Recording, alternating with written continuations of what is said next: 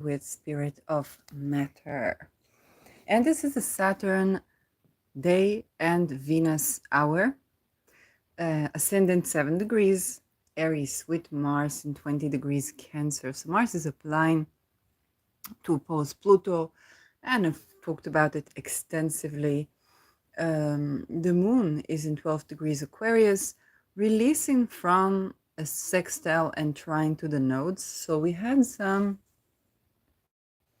fated events where the moon was at least emotionally assisting us in transitioning from the the solar eclipse that we had in Libra and the lunar eclipse in Pisces, because the nodes were pretty much where they are, and to move forward towards Rahu, towards Eris, towards sovereignty, towards the I am, towards releasing of basically the old order of things.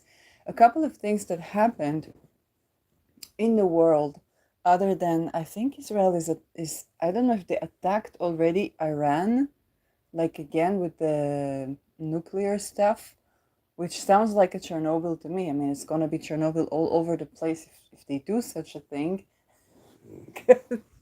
Like that stuff leaks, you know? It leaks already, but that stuff leaks. So I don't know.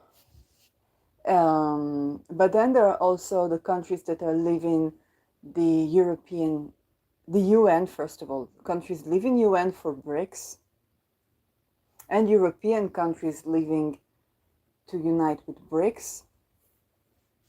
And that's ongoing, okay? The currency kind of threatening the dollar, that is ongoing.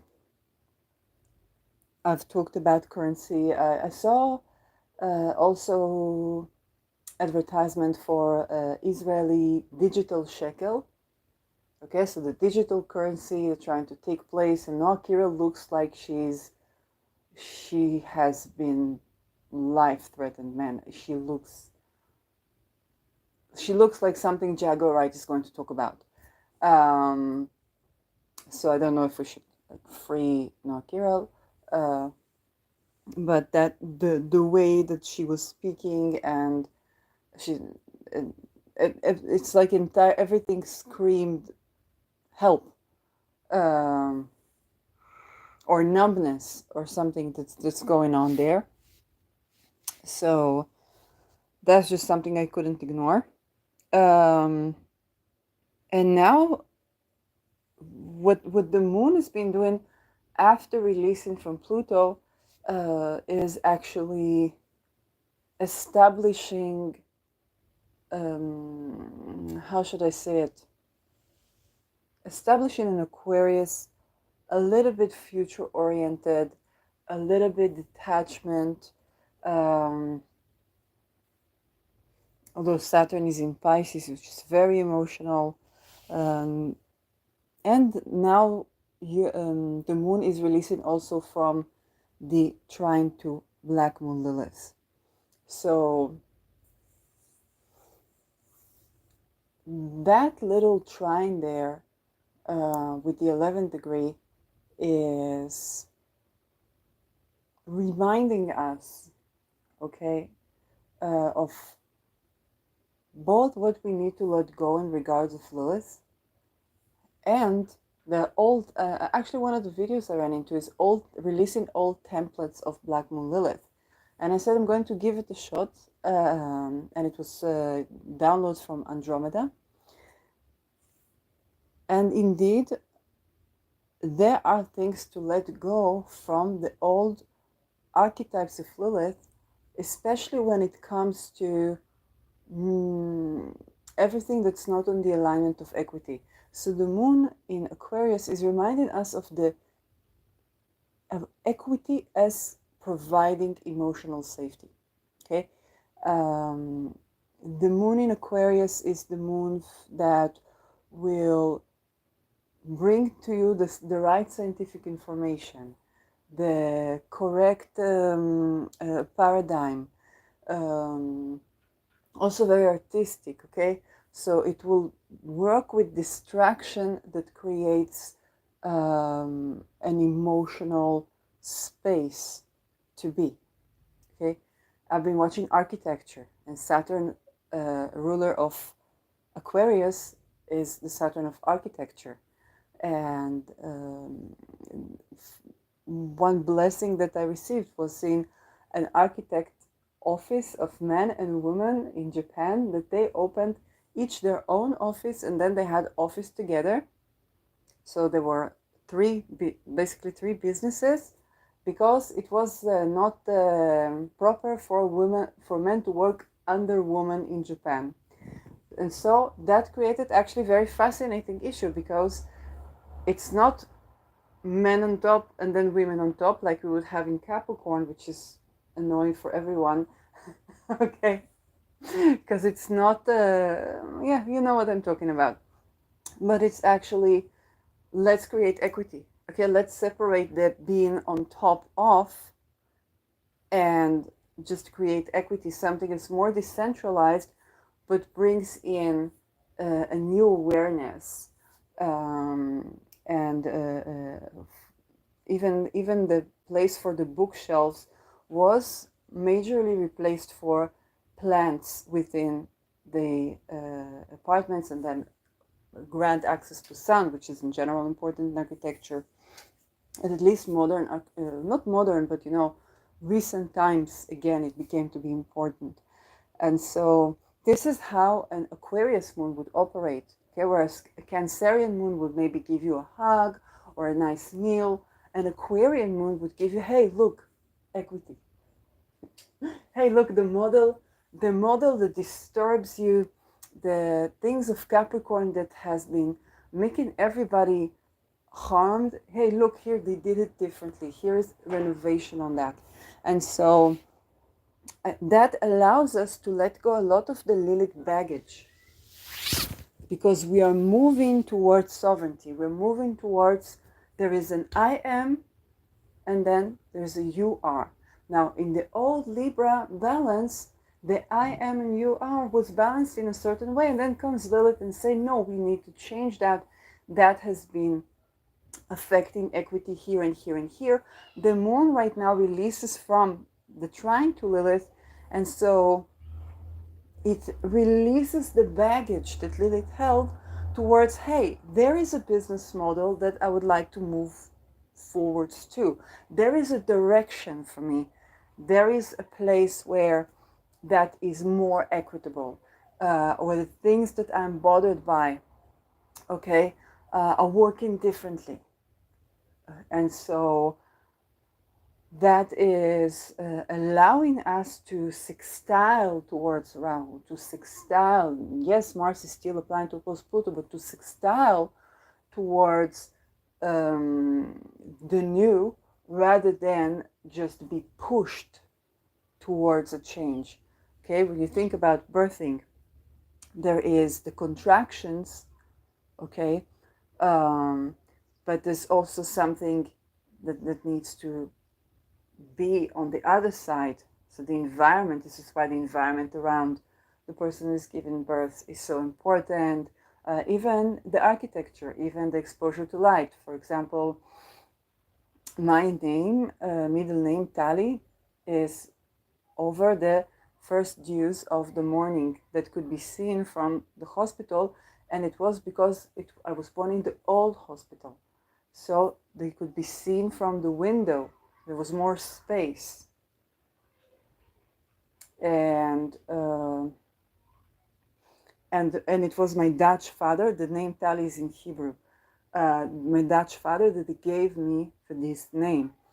And so that, if you think about that as something that, a memory that I have since my birth, that I can hone into, that is of acceptance, being welcomed by both my parents, given the name of the morning dew, as something that is fresh, that is beautiful, okay?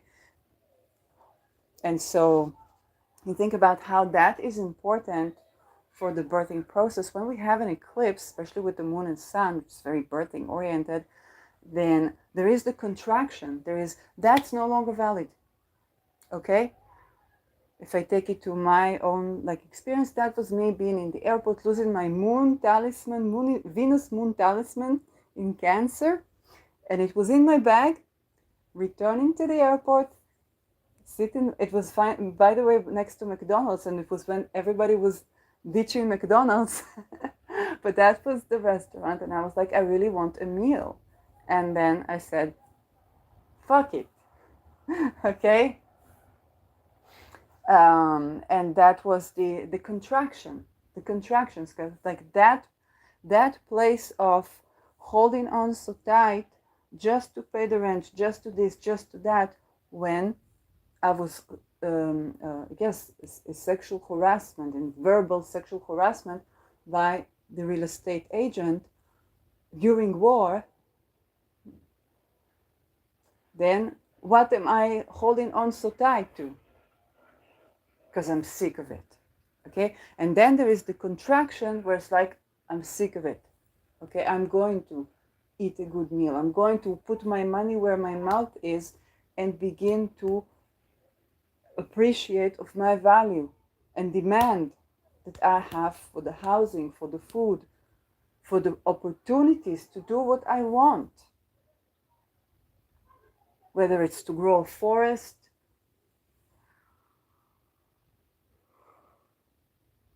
whether it's to renovate, to do something with myself that I do want.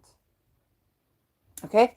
And then there is the where are you going to, which in Eris is the I am. And then you get a vision. Okay? So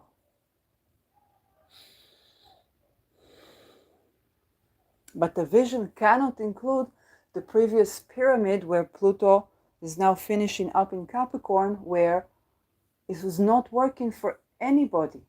Because what happened? Of course, it backfired because it's no longer the old order, and for good reason. Now the other person, of course, feels bad in this situation. It was not intention for anybody to feel bad. I need to have my own space, sovereign. They need to have their own space, sovereign.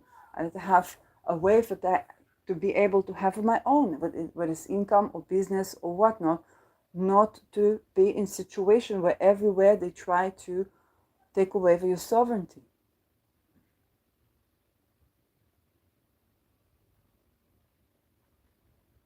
Okay? So now the moon is going through an emotional processing of data, a future-oriented way to do things. Moon in Aquarius right now can also be how we work with technology in a way that maintains our sovereignty and contributes to our sovereignty. And it's because the moon is in Aquarius, it's also reminding us that our architects are not originally, but at least since the Rosicrucian, slaves, because they are the Masons, Freemasons. They were architects. And so we need to we basically need to free the Masons, because they were still in this archaic situation of the pyramidal structure and so on, and they're still in this archaic notion and ancestral breeding and all of these things. We can't force them, but we can definitely not comply with the ideologies that are built on the hermaphrodite cults that inverted everything to make control. Originally, it was to control the architects so that they will build structures that will enslave humanity rather than structures where a person can live. Okay? And it's nobody's fault if person is architect, if person is mason, if person is this. They copied this from indigenous tribes, okay? Both the good things and the bad things. This is why you would get ways to tap into your manifestation or certain healing modalities. But we must do away with intentionally intervening in the conception, the upbringing, the labor, the birthing with malevolent intentions, because that does not preserve economy. What it actually does is destroys for entire humanity, and and and and that is something that we need to do away. Both indigenous tribes and secret societies. It's not one and not the other. Okay. Now the moon is going to continue on.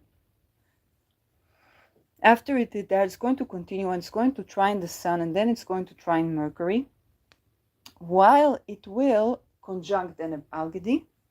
Okay, we're heading tomorrow, we're going to be seeing that. It's going to sextile Eris in Aries and square Uranus. So I have already my Beta Persei Uranus little oil that I made. So I put it on my feet, I put it on my body to align my nervous system, because the moon is getting ready to have hard aspect with Uranus. And I say whenever moon is hard aspect in Uranus, we have heightened sensory perception. We may have downloads, but it is a crisis way, and there's a crisis of breaking free. It's a crisis of freedom rather than anything else. And so you break free, but through a crisis, certain crisis situation. The square is yes, difficult aspect, but it's only a couple of hours will be the square, and then the next day will already be another. And so anything that can support your nervous system. If you think about it, this is even if you don't have like a talismanic cream you made once in 84 years, then lavender can be great, because it opens your heart to your heart's desire. Okay, essence of desire cannot be without the heart, right? So opening and balancing your heart, and balancing thus your nervous system and your sight and your vision. And then there are the more grounding. So you can pick your favorite sesqui, so that can be any bass note, whether it's cedar wood or even something lighter like sandalwood, although it's very expensive, or helichrysum. But cedar wood would be nice.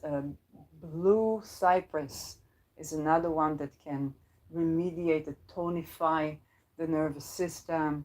For those who are at around like the 40s, or menopause, not the same thing. I'm 40s and I'm not in menopause, but I'm 40 and not in menopause. But rosewood can also assist, okay, for hormonal balance, nervous system balance. All those things can be good when you have hard moon Uranus aspects, whether natally or in transit. And the sextile to Eris is going to remind us to accommodate for the marginalized, but not in an oppressive way, not in a crisis way. Okay, we just reminded to have grace for that which was disincluded from society. So, and you can think about all the ways in which we want to be inclusive and how they sometimes contradict. You think about a person who was really excluded from society, and they don't know for the communication what to say in society or what not to say. But if you don't know this, then you can see them as offensive, and that is something that requires bridging. Okay, it requires grace, and the moon with Deneb Algedi can assist to facilitate that grace. But there is tension with Beta Persei, and that Deneb Algedi is in tension with Beta Persei, and this is just where we want. Let's think about feminist stuff, because Beta Persei is very much that type. So it bridging intergenerational gaps or bridging cultural gaps when it comes to um, informing people that we do willing consent in this house, or that we don't do certain things that we used to be doing.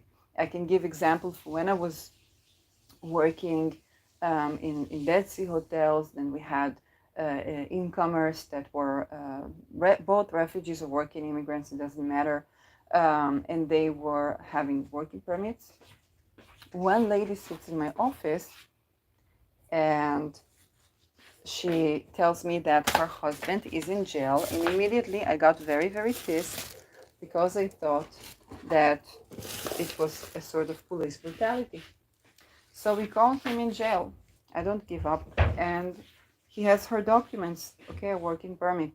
And I don't say anything, I just call him. He answers me, I introduce myself, and he tells me, yes, I'm in jail. And he sounds very, very, helpless. He says, I'm in jail because here is not allowed to beat the wife. And that was a cultural shock for me, okay? Because on the one hand, I hear in his voice, he feels very helpless. He's obviously not malintending towards his wife. He just comes from culture that is how they used to do.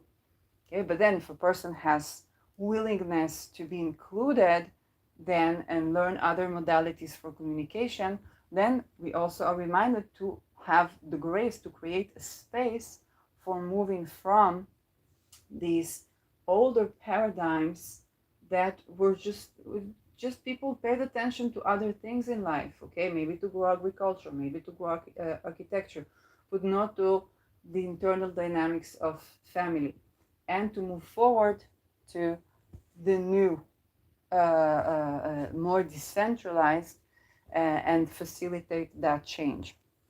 So if I think about the times where right now Moon is applying to Deneb Algidi, this is where we're reminded to have space for accommodation for those who have been marginalized, but not on the account of the space of inclusivity for those who need autonomy and sovereignty over their bodies, okay, kind of like the Medusa Gorgon stories. So there is a friction, and we're reminded that one creative solution would be to give space for one another, okay?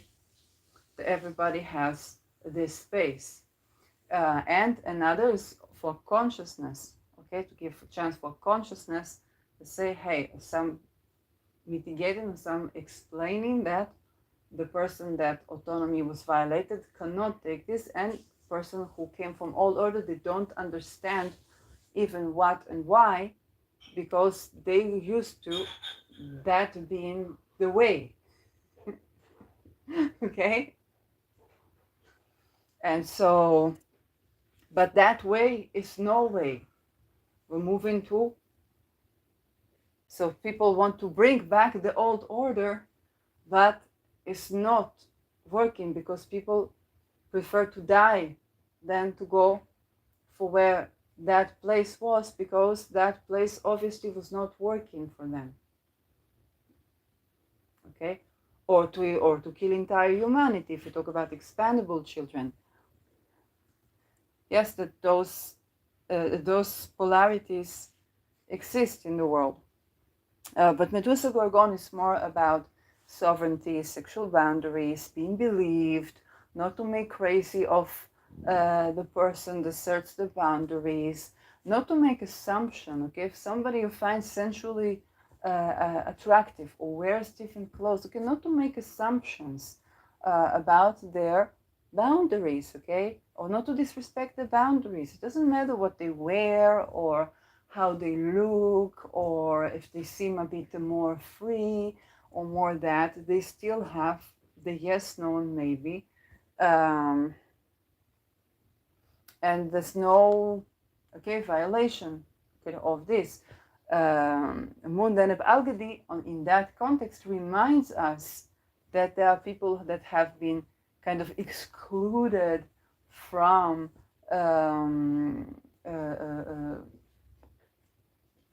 basically the Venusian. And sometimes it can be that they think they were excluded from the Venusian because they are so and so and so and so and so, while in fact it can be something structural, then a Balgadi, or it can be something where a person was hurt in childhood and they anyway don't interact with people in that way. Okay? Think about the people who choose to live alone, or the people who choose to not grow children at a time. Okay? That can stir up societal, how do I call it? Internal workings, because that person is different. Okay, that they don't get why this person is different, and sometimes the solution that society tries to find with their own head are not working. And so that can be, instead of it being war of the marginalized, we can have a chance to create some space, at least in our psyche, in our psychology, and have and apply to Deneb Algedi, because Deneb Algedi is the boundary setter. Okay, and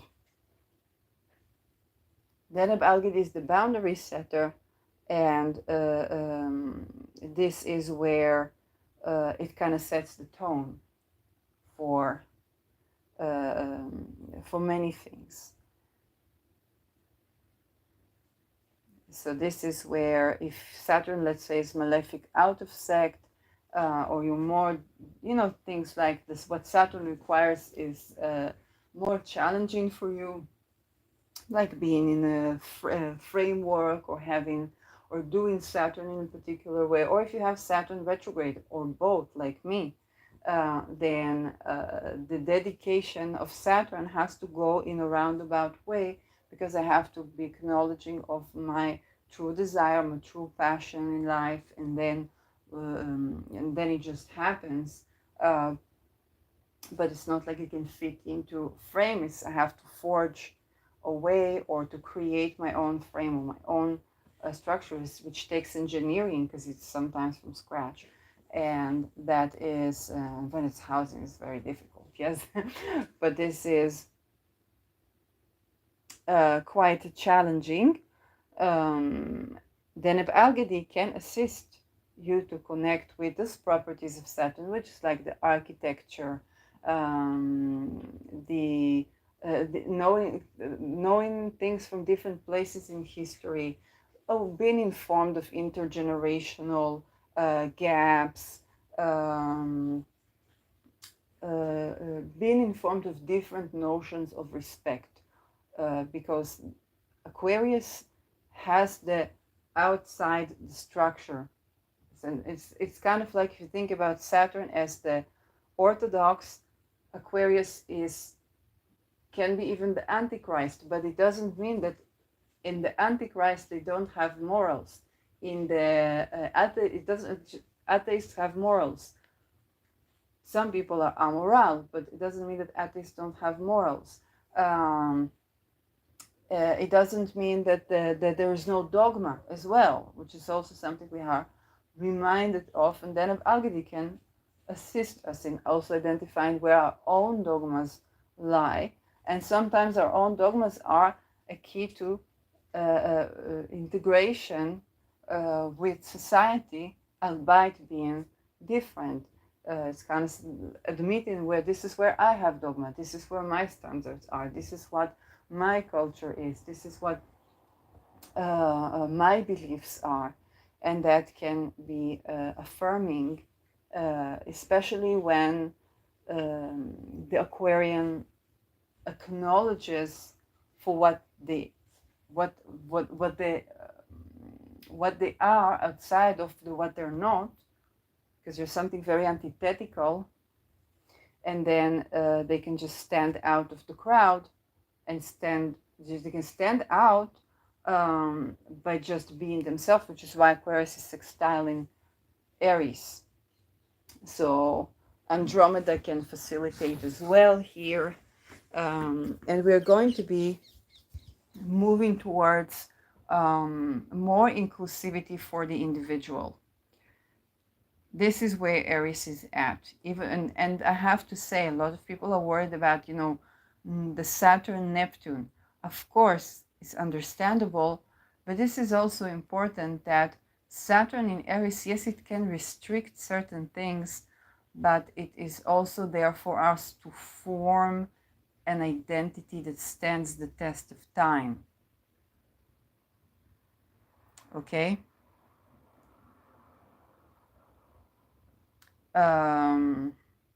This is unfortunately why they chose to make World War in those years, because it's kind of like there is the struggle to assert, let's say, the new entities, whether political or whatnot, is a struggle. However, there is chance for these entities to stand the test of time. There's also whether Saturn Eris can also be taxing the individual.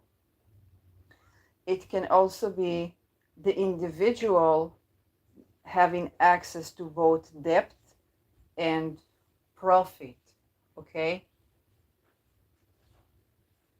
so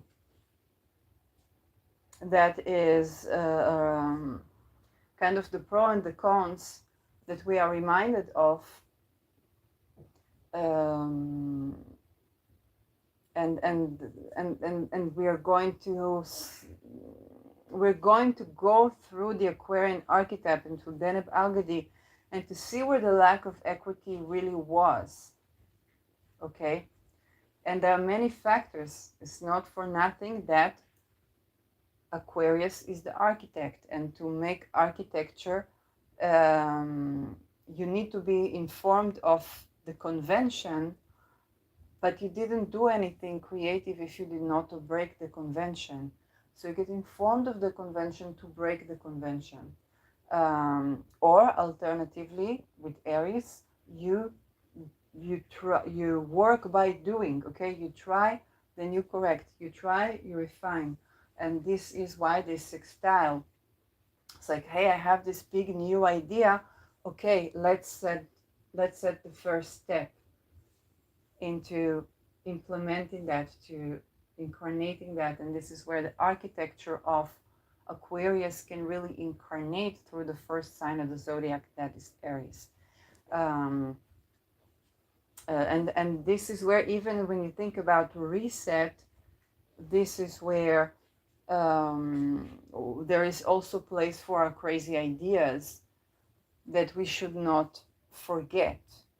And Aquarius here is really tapping into those crazy ideas, because you cannot argue that crazy ideas are not implemented, and nobody can argue against our idea for it being crazy. Okay, I have, for example, 12th house Aquarius, and I learned that for mental health, even most revered psychological psychiatric ailment, that is schizophrenia and psychosis, is basically treated in Finland by person be given housing first, independent of ability to work for indefinite time, and believed.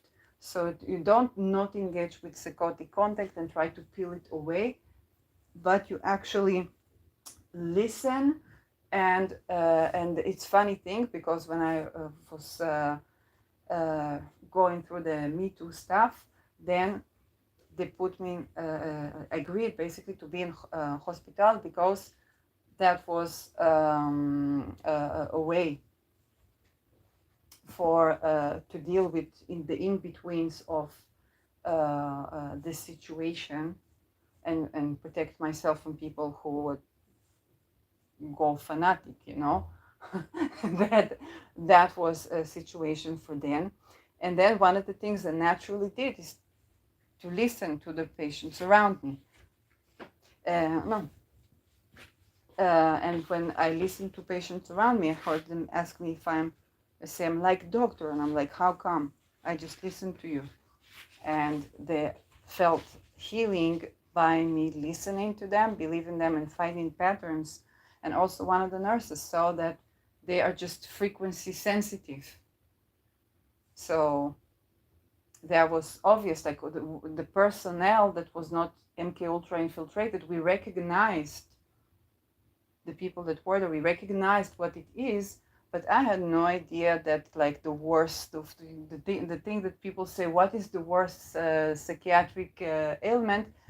They would say schizophrenia, and I would not believe that it's just about person being properly housed and believed, validated and acknowledged. And then in Finland, people, even if they had addiction or whatnot, slowly they begin to be able to care for themselves because they have the rest and they have the leverage for to do so. So we don't criticize their choices or help them upon it's okay if a person wants to try to ask you for to improve choice or something like that. It's okay to be there, but it's not the first thing. You don't try to make the person change for the choices, but you give the person the place to be. And this is more of an illusion. It's a validation way, and it's holding space in various the resources, saying you're included.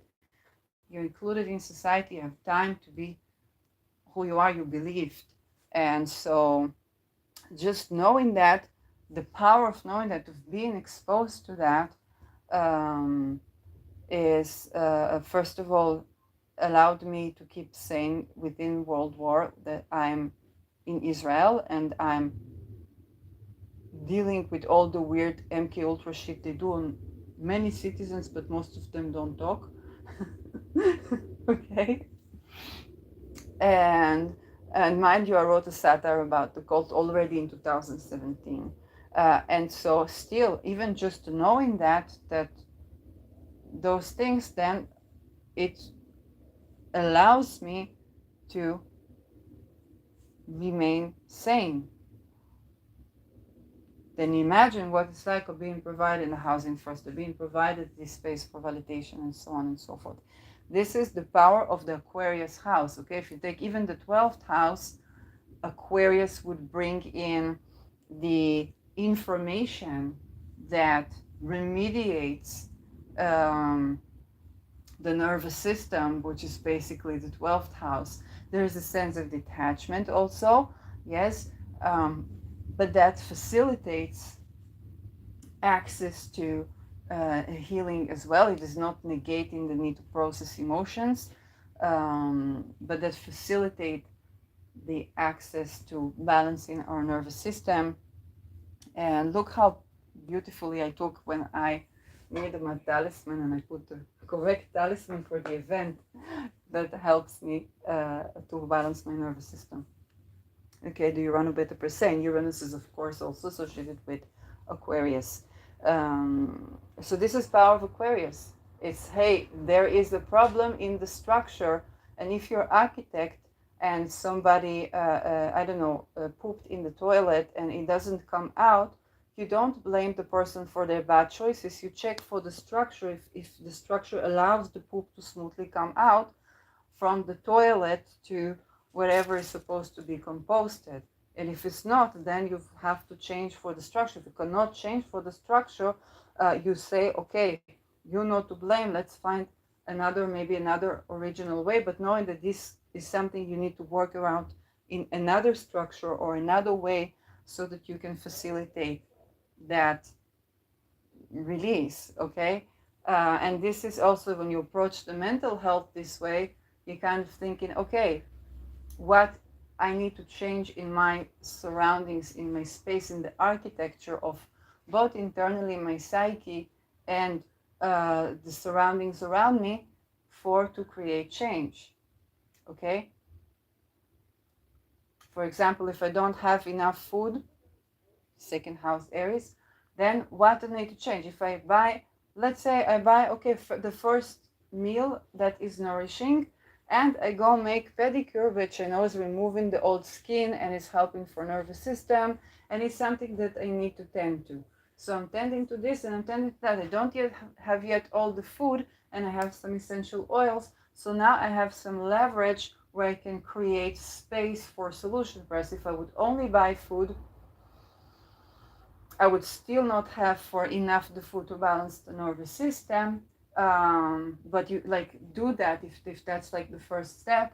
But I would not break through. I would stay in repetitive pattern where if I try something else and I put my resources to movement, then seeing, okay, what happens, what ideas, what people, what frequencies. This is creating leverage. And by the way, I ran into another teaching for Jose Silva, and that was using the identity eris to quantum leap into desired reality.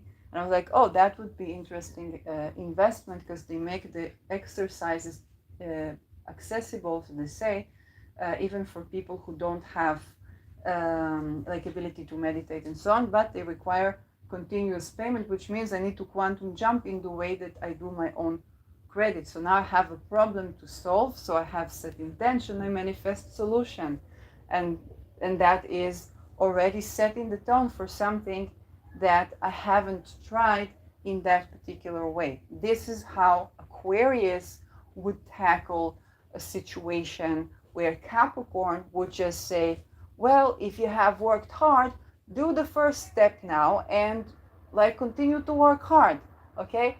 Because that's what it knows. Continue to work hard. If you come to a person with Aquarius and placements and they run a business, and you come to them and say, I've been doing the same things and I see no result, then they would ask, how long have you been doing the same things?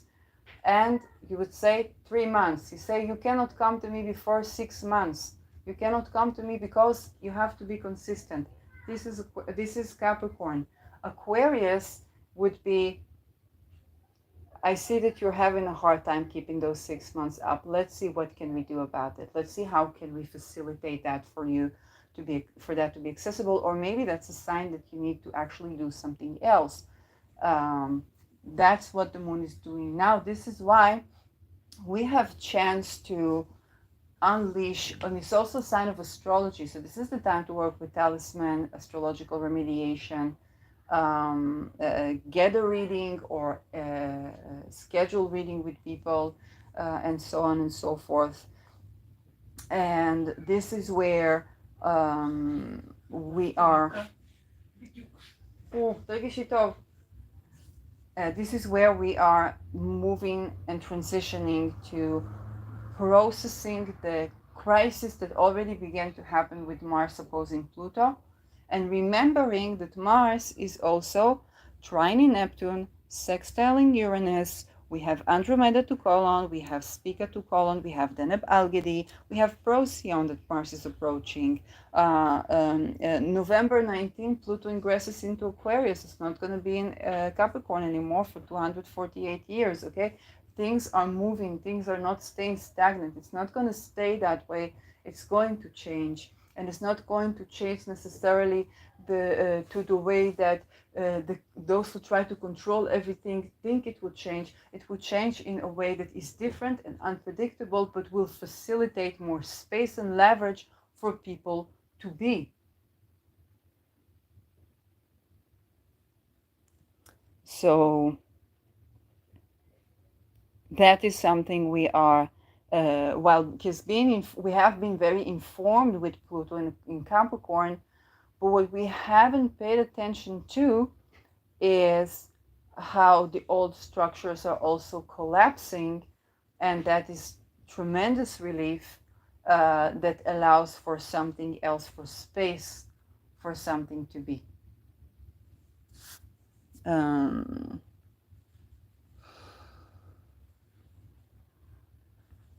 Now, when the moon tomorrow will be conjoining Deneb Algedi, it will be trining, before that trining Sun in Libra and Mercury in Libra, so trining Spica, and sextiling Chiron. Jupiter is still sextiling Chiron. We're going to have a bisextile with the moon and Jupiter and Chiron for a while, and this is a chance for us to resolve issues we had about having our own way in the world, and not in a negative sense, in a sense that acknowledges that the I am is also an action, and there is place for our way. Okay, so if the first decan of Eris begins with something that, if not if not done well, can be my way or the highway, and then we kind of move forward. The last decan of Aries is where we have a chance to integrate, a chance to reconcile. And now with Chiron and the good aspect with Jupiter, a very protective aspect, our vulnerability is tended to, and there is reconciliation. Okay, we can also understand and be a little more detached about whatever Mars was doing there, because Mars in Cancer is an action that is at the core of something. If I go even back to the situation where Markler asked if I sleep with my mother, okay, it's not even sexual harassment, like, I don't know, your boobs are looking something, or is this something like really, really, really to the core of the core of the core of the core of the core of trying to shake something from the core and basically undoing himself, because he told me he just wanted peace. When he rented the flat, he said, I don't want, I said, this is a fair price, this is this, but just don't bug me about anything, and so on. And I didn't, okay? And I tend to what is to tend to. And it's not that he doesn't care about the property, he manages the property, it just needed the inner peace. And I'm like, I'm on the same mindset.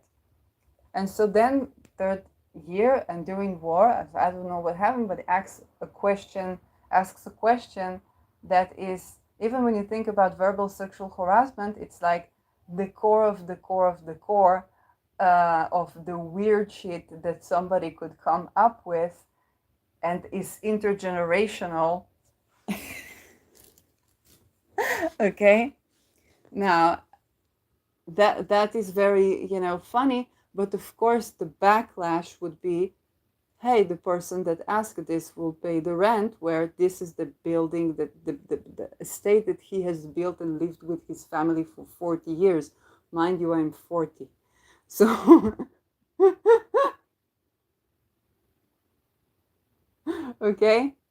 So Mars in Cancer opposing Pluto is really, really shifting something from the core, shifting the structure from the core.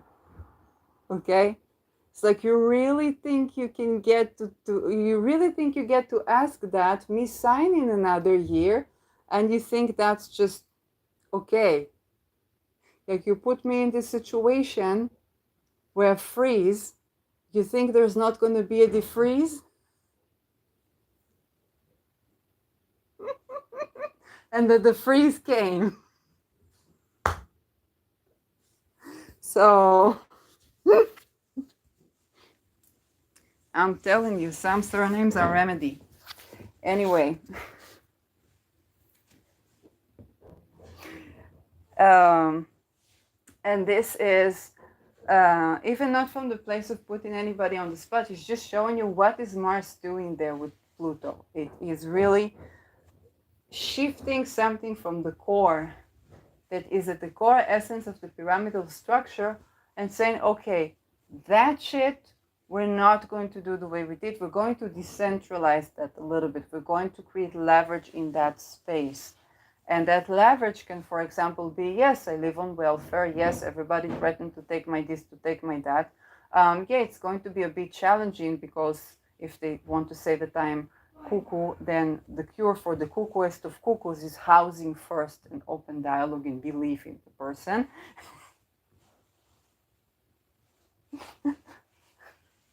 Yes, I'm going to talk about this with every single patient I see, whether in or out of jail or hospital.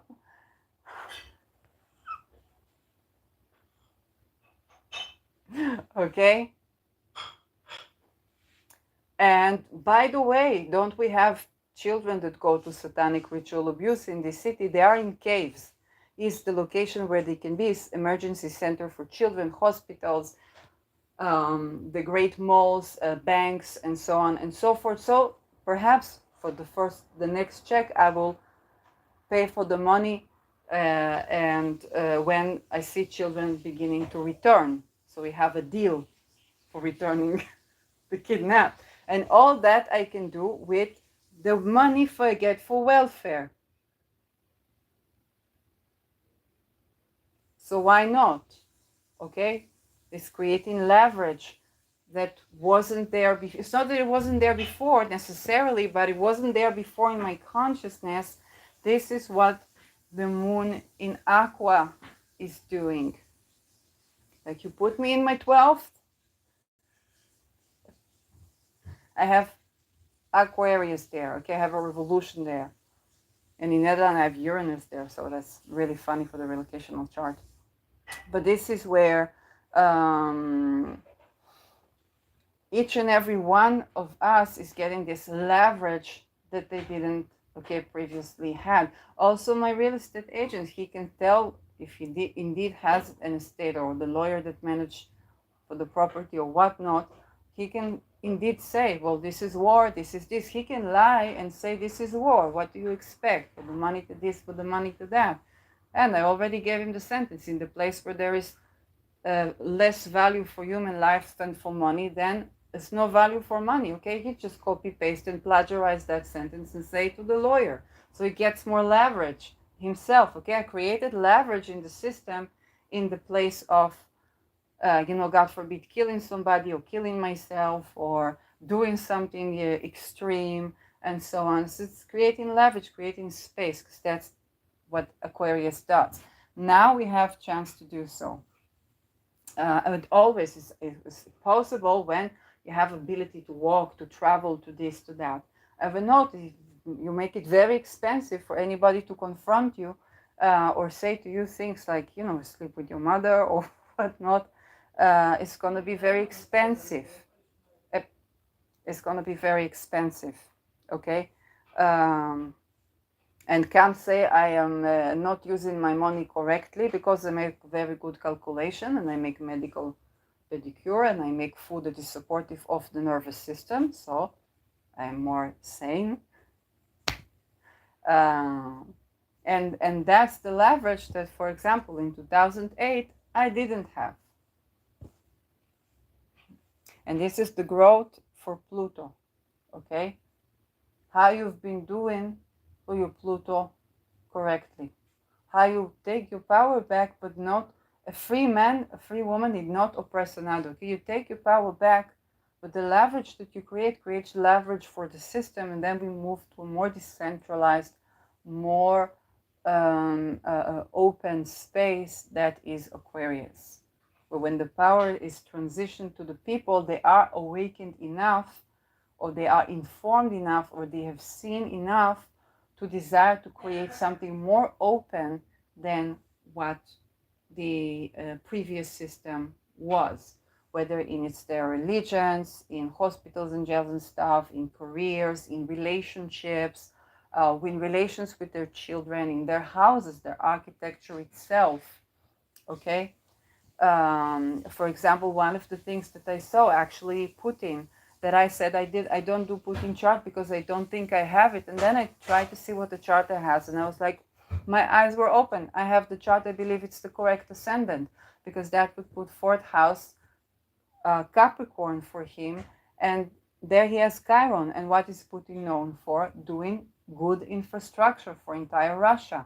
So Chiron in sign of infrastructure, and Chiron remediation for him, for his own upbringing, motherland, and the country that he is leading, is Chiron remediation for him. And so is very respected at his home as leader. Of course, everybody does good things, bad things, not idealizing, of course, but he's very respected because he tends to the Chiron in his fourth house. So there I have an example.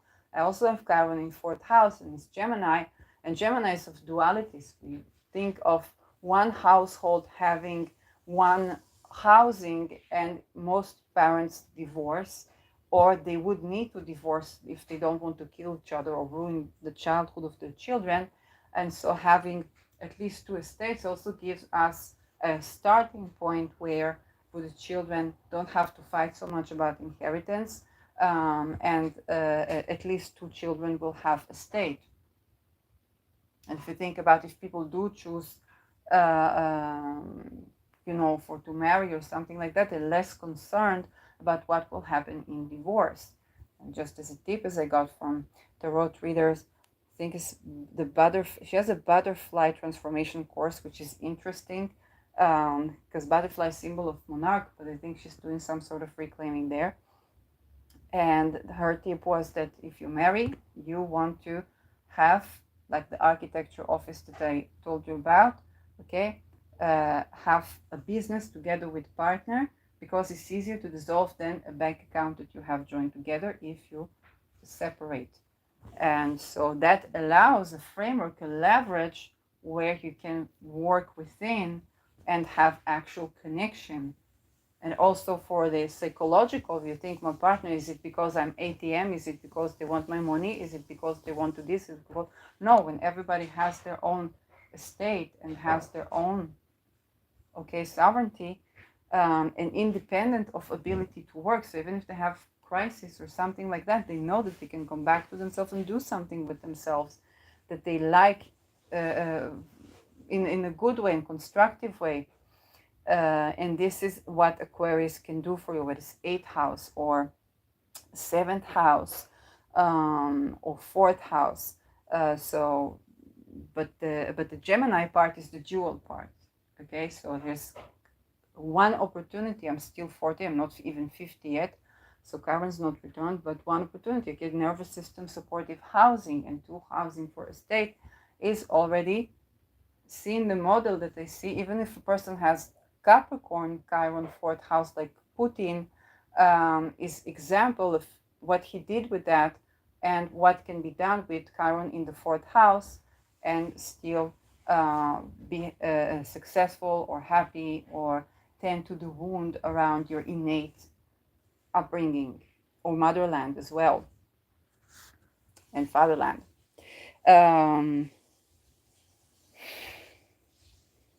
More things that are upcoming now. Yes, the square with Uranus. The square with Uranus, again, tend to the square with Uranus and see, well, how's that facilitated with Aries? How is that facilitated with Jupiter? Because the moon is also going to be trining Jupiter. And this is a retrograde Jupiter. So we're going over the entire 6 months that we had, the entire past 6 months. And we reconsider, we have these eurekas, we reconsider, we restructure, and we remodel for what would be a desired structure for both our Gemini and our Aquarian house that now facilitates with the new eurekas we get from Beta Per Se, that they throw energy, they throw chaos, okay? But it's the inner chaos is being thrown out, but it's thrown out to be alchemized and to change and transformed and liberated.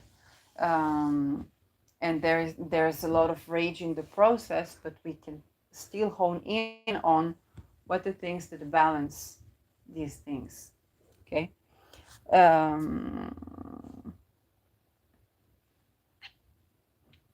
This is pretty much what I see in the sky. Venus is still approaching to oppose Uranus. So I said we might have a separation. We might have a completely new direction. By the way, Uranus, if it's like your 7th and 1st house, right now with Venus, that can be not only divorce, but it can also be next level commitment. Okay, it can be the crisis that after which you have a breakthrough and the blockade to your progress in life was removed. So if the blockade to your progress in life was indeed your relationship, that's removed. But if the blockade was something else that was impending also upon your relationships, then you might get even more committed, whether you committed like officially or not. If Uranus is something unusual, but you might get to be even more committed. It can be the crisis that liberates both of you, and then you're more authentically yourself after this happens. It can liberate you from certain relational patterns, certain psychological patterns. It can liberate you from even gaslighting. Uranus can do so many things here. And the shift of perspective. But it is crisis, okay? It's not the fluffy Venus, you know, where is she even fluffy here? Because she's not. But it's not the fluffy Venus in Cancer, but that she would be opposing Pluto. Yeah, no. Yes. Anyway. Yes, Mama, I'm recording. The juxtaposition of don't say anything about me and then like you're welcome, come say hi. No, she'll never. By the way, the greatest author in the family here is not me, it's my mama. She's the author. I just do things that just happen. But yes.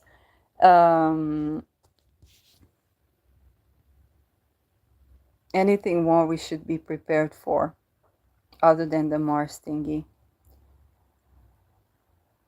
I'm getting the 5 degrees Ketu Libra. 5 is royal degrees, so okay. I don't think, I think it is more liberating than worrying. For anybody who worried, so I don't think it's worrying. I think it's more liberating than worrying. 5 degrees Ketu Libra, we're gonna have some Libra leaders there, and that can be either that they purge something, okay, they purge some baggage, or that they are purging their previous position. And with Venus, they could be climbing up. They could be climbing up. This can be such situation as I think about. Well, yes, they're purging position, but with the ruler Venus opposing Uranus, even if it is crisis, it's not unlikely that they're just climbing up the ladder. I'm not saying there cannot be exception to this case, but this is usually with Uranus is one of those timestamps where you get the boot upstairs, because Uranus liberates you from something. So even if you are not, climbing up the ladder in the kind of Capricornian way, you might going about it in a different way. You might be changing a field, or you might be changing organization, or something about you is liberated. And with Venus, Scorpio, that can be something that has to do with the looks, with the image, the looks, the appearance, skin, or something like that. So I think some people will be making a transition of how they look, of their branding, of what they wear. We've been seeing with Uranus in Taurus, we've been seeing a lot of these, and Rahu in Mars sign, we've been seeing a lot of these red, extra red. And not all the red is Satan, okay? Some people have 10th house. Some people have 10th house, let's say Scorpio, or midheaven with Mars. Then for some of these people, owning the red, because red is the color of Mars, can assist for if their Mars is in a good position, that can assist for their chart. So that would be in the 10th house, that would be in the image. For other people, it's just like, it kind of is what we think that it is. But we've definitely seen the color red becoming more prominent literally everywhere. and that is how Uranus can be antithetical to its own, okay? Because the opposite of Venus is Mars, and Mars is red. But it's not only Uranus, okay? It's also the Rahu in Mars sign. So people wear the clothes that represent Rahu because they don't want to be ketued away, like completely. What's more, the use of colors for chakras can be making comeback, and there can be an unusual way to do that. No, I'm still recording. And for example, one of the things I've been noticing is how even by chance I have been wearing blue when I needed to speak my truth, and it was not on purpose. And then there was the next I was wearing like all pink because that's the healing of the heart. And now I'm kind of like yellow and blue, which is actually the solar plexus, the I am, and blue is truth, my truth. So, and so I'm also working on visibility, sun remediation, all these things that kind of like need a readjustment, being feeling comfortable with being seen, and so on. So that is how we might see the return of using colors to adjust chakras, and in a way it's antithetical because let's say my strongest planet would be Venus, and then I would be expected to just wear green or silver or stuff like that. However, here is something that just came up. It's like I needed to speak my truth, so it's like I needed to not be so Venusian, and I needed this protection that the blue provides.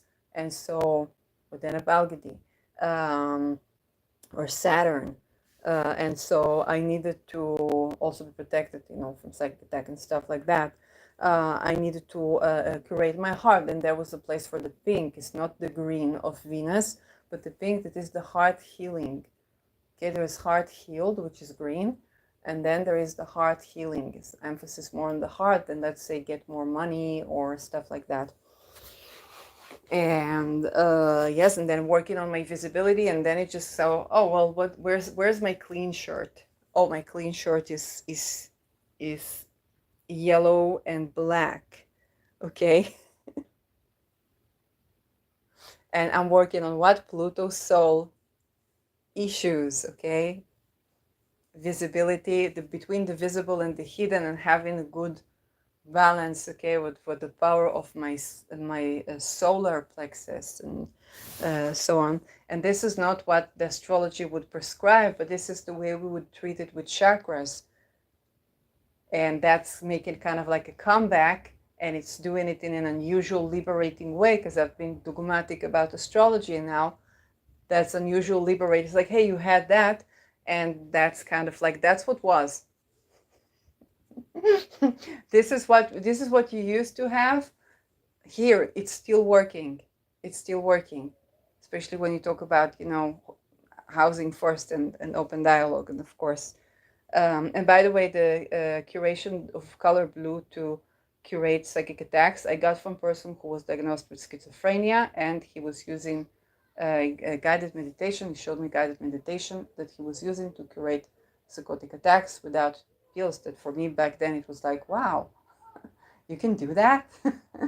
So if in retrospect, if you think I was really dumb, but I just wasn't exposed to that because Aquarius is my 12th house. And that is how we can go through this journey. All in praise of Aquarius, the futuristic of the signs.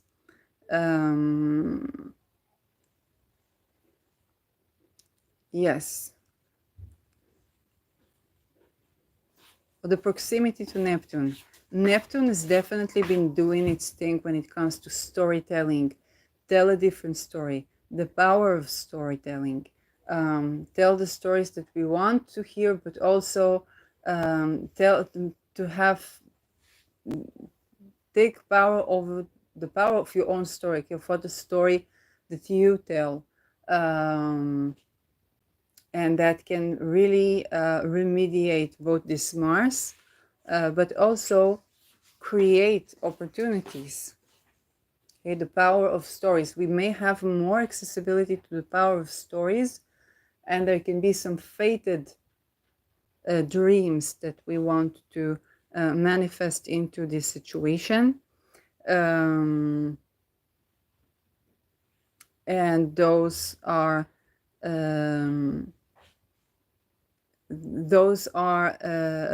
facilitated with the Neptunian realm. Okay, this is where we have gone from people pleasing to the world is our oyster, and then there is the mitigation that we need to, when we go from one point to another, not to go from one extreme to another, we go from one point to another where we create for the dream that we do want, and for the I am that is more authentic to ourselves.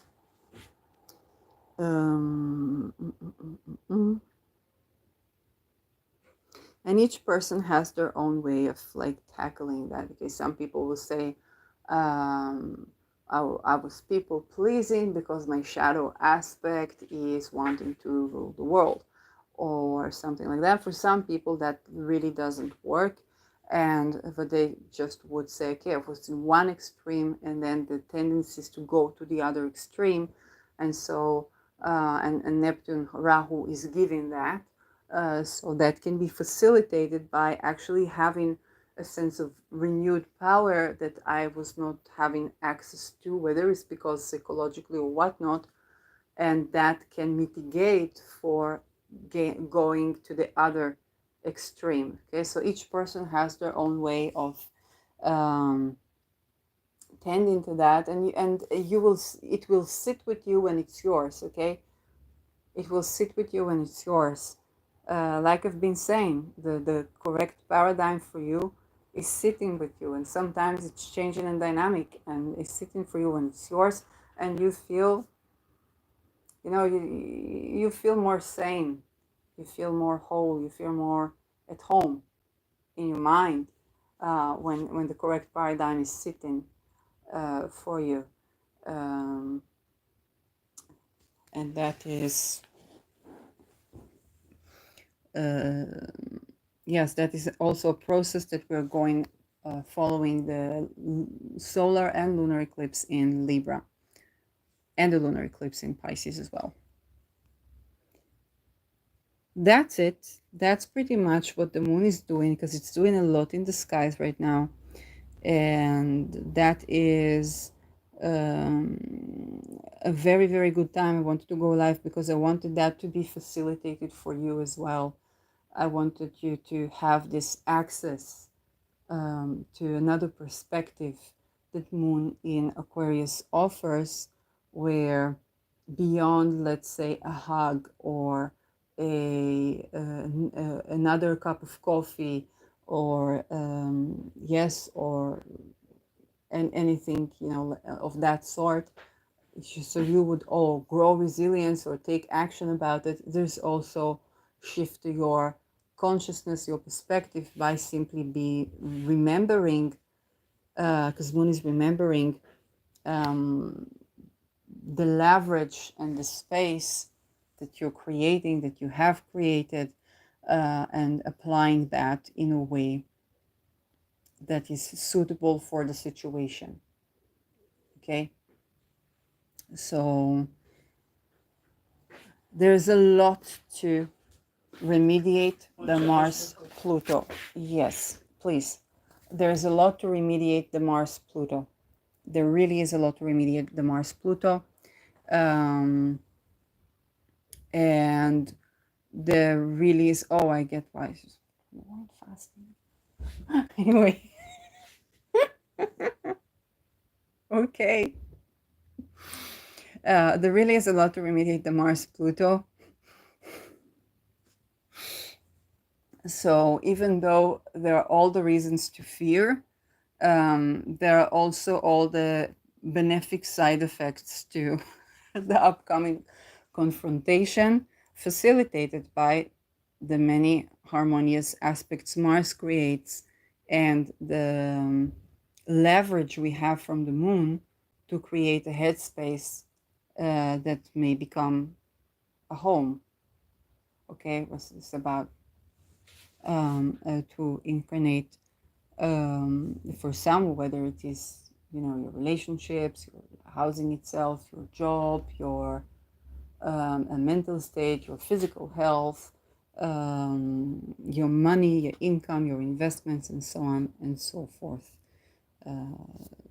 I actually like saying that. I like that this is this ingress of Pluto to Aquarius, this opposition of Mars from Hiroshima and Nagasaki to oppose Pluto is really, really supportive. Supported. It's an intense opposition because it's an intense transformation. It really is a change from the core.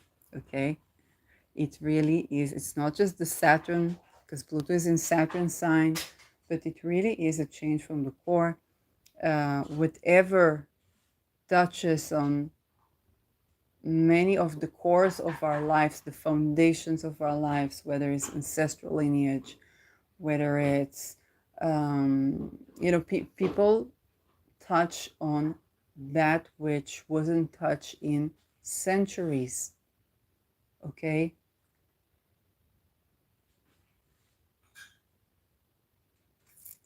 And that is religion, not reform. Okay. The many taboos and stigmas that we have, the nature of humanity,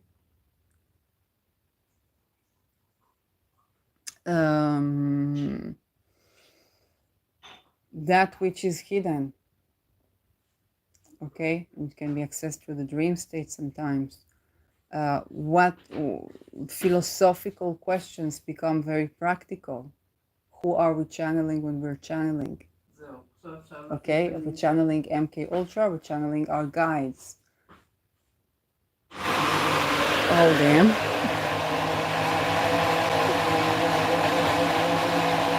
Now I got it.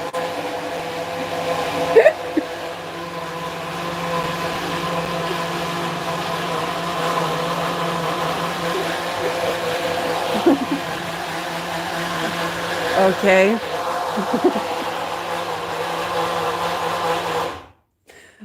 Okay. Now I understand why they were counting the minutes to the end of the fast. And it's very justified, of course. So, anyway, this is, yes, this is why this is so intense. And people are touching on this topic around people as well. Okay, everything that has to do with home, including everything. Like, look at the meta in this video. Okay, it's like the dynamics being exposed, everything being more like there's not external image too much that you can facilitate, and even through the voice. Okay, it's like there's stuff that you don't anything on the Cancer, and then Leo is being exposed, but also with the leaders, because it's going to happen in Leo as well for entertainers, solar figures. Okay, people are not going to be able to hide anything. And darling, we're talking about generation of inbreeding elites. Okay, so that's like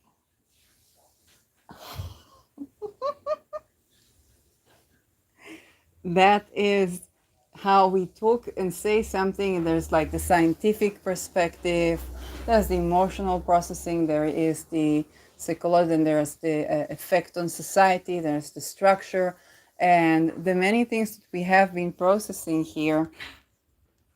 And it's not for nothing that, I found another chart of Netherlands and I talked about it, but I haven't yet analyzed this. It has a 19 degrees Cancer ascendant, and that's just so close to home, man. Okay, I have my moon 13 degrees Cancer, and it's bringing Rahu to 9 degrees Cancer. So that's just explaining so much of my emotional experience with Netherlands, and I need to still process that, and also my linguistic challenges, because I still process things and they affect language. I'm pretty good in acquiring language, which, as you can see, I wasn't born in the States, but or I didn't set foot in the States, okay, or in England, by the way. And so, and even Dutch, okay, what the first thing that they did was what everybody does is cold cases and stuff like that. Not important documents or anything. Oh, and expandable children, it's true. So I haven't even touched that chart yet. And it was even shown to me. I was doing 2, 3, 4, 5 charts to do with the Netherlands, and this chart I haven't seen, only this week. And I'm like, this shoots at so many things that I'm still processing. So you see how this Mars opposing Pluto is also going to the deepest of deep of the moon itself. Hey, what's been affecting the conception of humanity? The conception of concepts. And we're changing it from the core. It means we're changing that.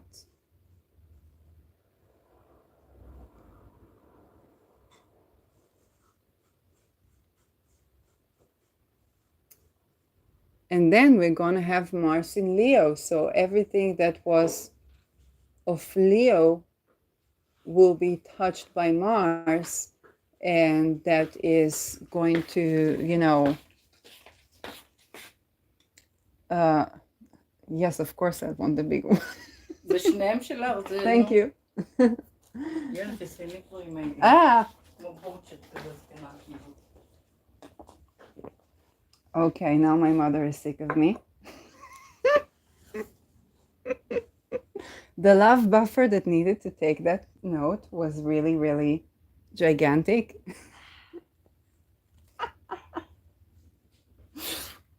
It's always great when your parents support your endeavors. I think I just unraveled accidentally a childhood. No, they're not always like that. They're usually very supportive. They're just sick of me now. But hey, I used to sing. We are people of the word. And yes, that Mars is Leo. I was going to say Mars is Leo is the king is naked, and look at how that was literally, somebody working so diligently to cover all the aspects of astrology, and then literally their parents is like, come on, get down with it. You're like an old granny.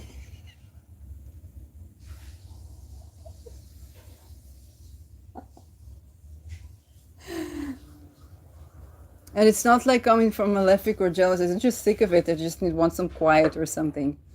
Again, need to create a space, a leverage. At least this is Israel, because in Netherlands houses are even more small. Those that don't have the 3-story houses that have now become 3 families for some.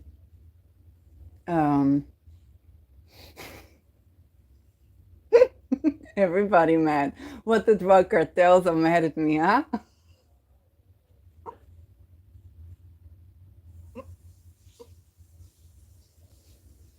Oh my God. It's important to say that the connections that we have right now, they're not superficial.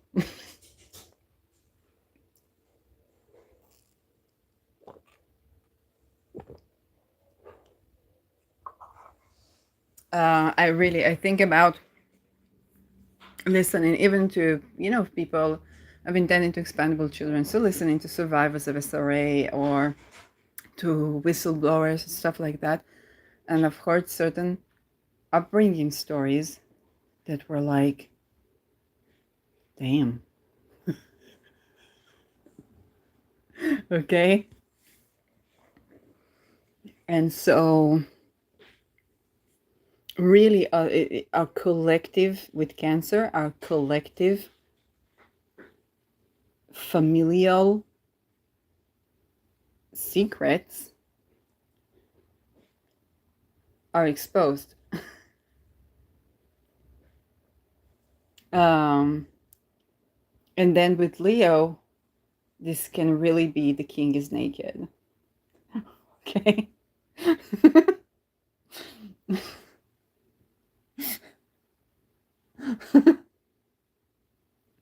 and really, that's a wound, but it's also um this actually can make people way more authentic and way more popular because now they're real. People look for that. Gemar Chatima Tova. Did we bomb Iran? No. They don't hear me. Maybe now I'll know if we bombed Iran.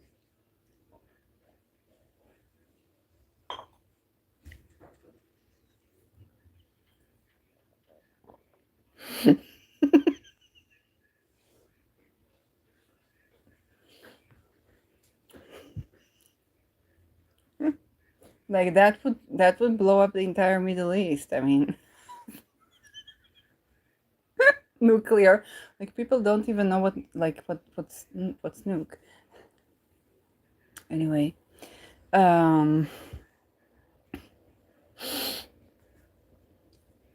yeah, being shown that Venus still has a place to go with this opposition to Uranus.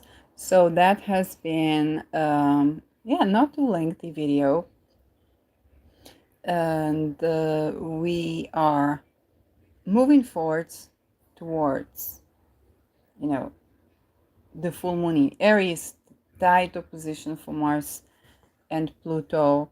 The big issues, and I want to take us back to 7th October 2023, when Uranus was 21 degree Taurus. And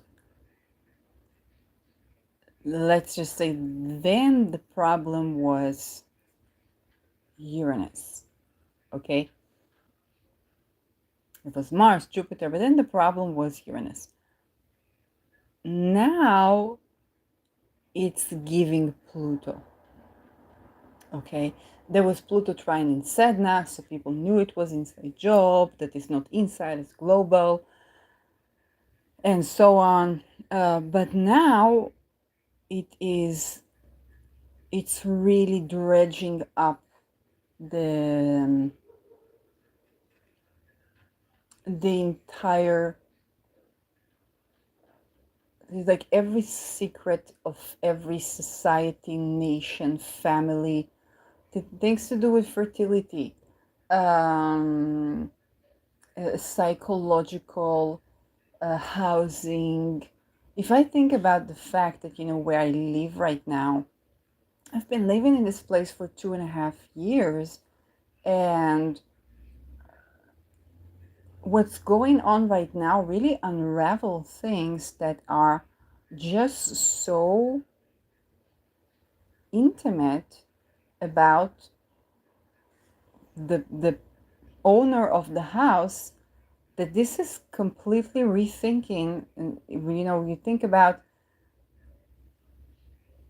a person building the house and then renting it to other people living in that house.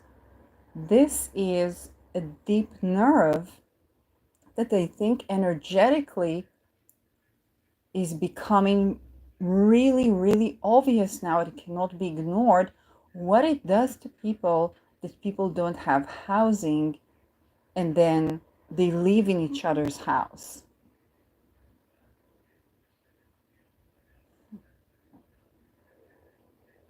And this is where, because I've been feeling that for like, hey, what is, from my perspective, like, hey, what is this person doing in my energy?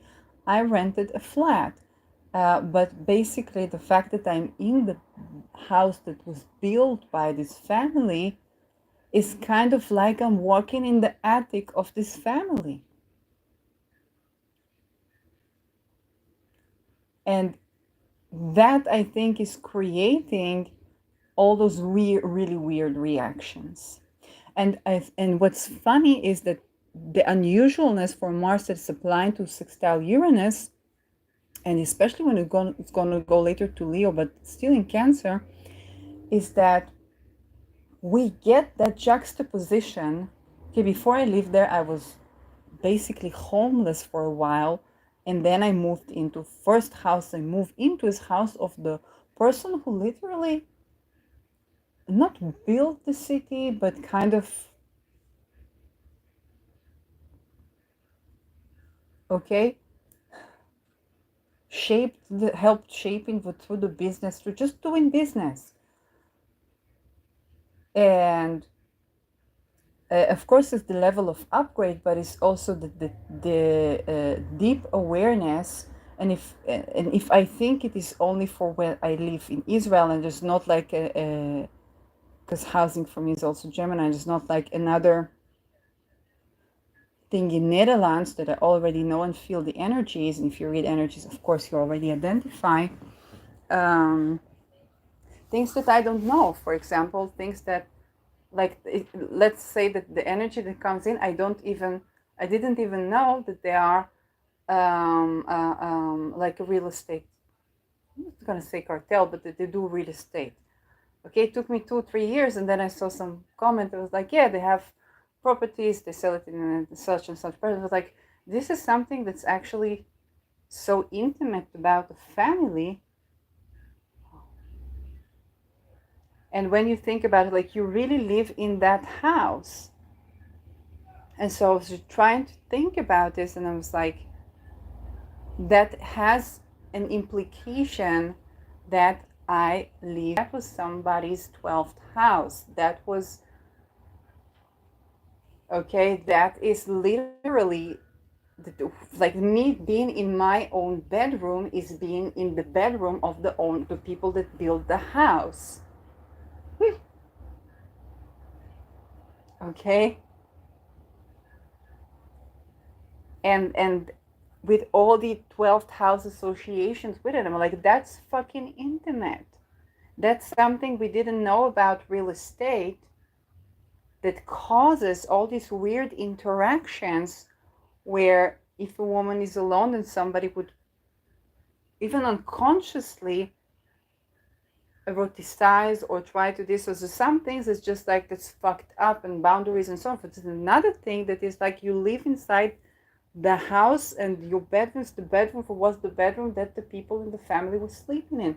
There's an energy thing that needs to have different spaces, because these energy stamps, they matter. If it's house that was lived in for I don't know how many decades, and then housing crisis or whatnot, and then it was rented and so on, and sliced into a couple of families and so on, of course that shakes up the entire estate of the real estate, okay, owner. And so that is shaking up things from the core. And when you get that, you're like, we must to change this structure, we must change this system, we must change, because both they and the tenants deserve a place to be. And we can do this without shame and blame, because the ancestors, they were having a lot of this, and there was inbreeding. So you think about the architecture, the families, the Masons, and alle zusammen, okay, all together. And you're like, my God, things really do need to change. But the way this comes about is just so, the potential for like authenticity, understanding, yes, but it's kind of like, so what the fuck is going on? This is what the fuck is going on. The energy is being enmeshed because they're literally being in the house. Okay? And then when when you try to separate, then it creates such deep core wounds that rise up, and people cannot even see where is it coming from, and this is coming from energy. There's somebody in your 12th house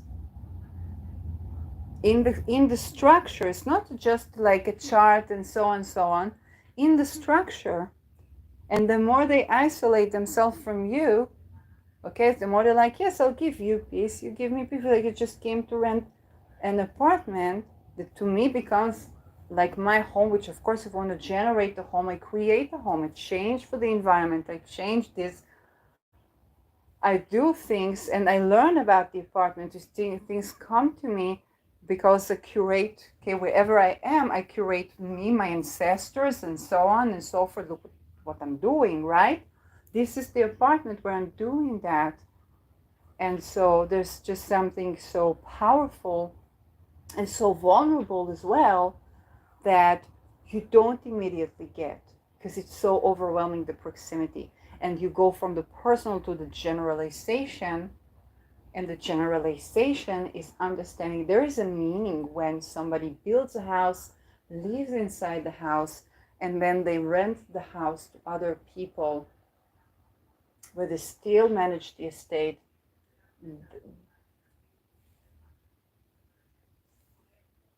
Okay, that house, they should have that house still, and every one of the tenants should have their own estate. Everything must change for this to be, for energies, for recovery, for health, for, because everyone feels like everything was taken away from them, and essentially that what made them behave in such way.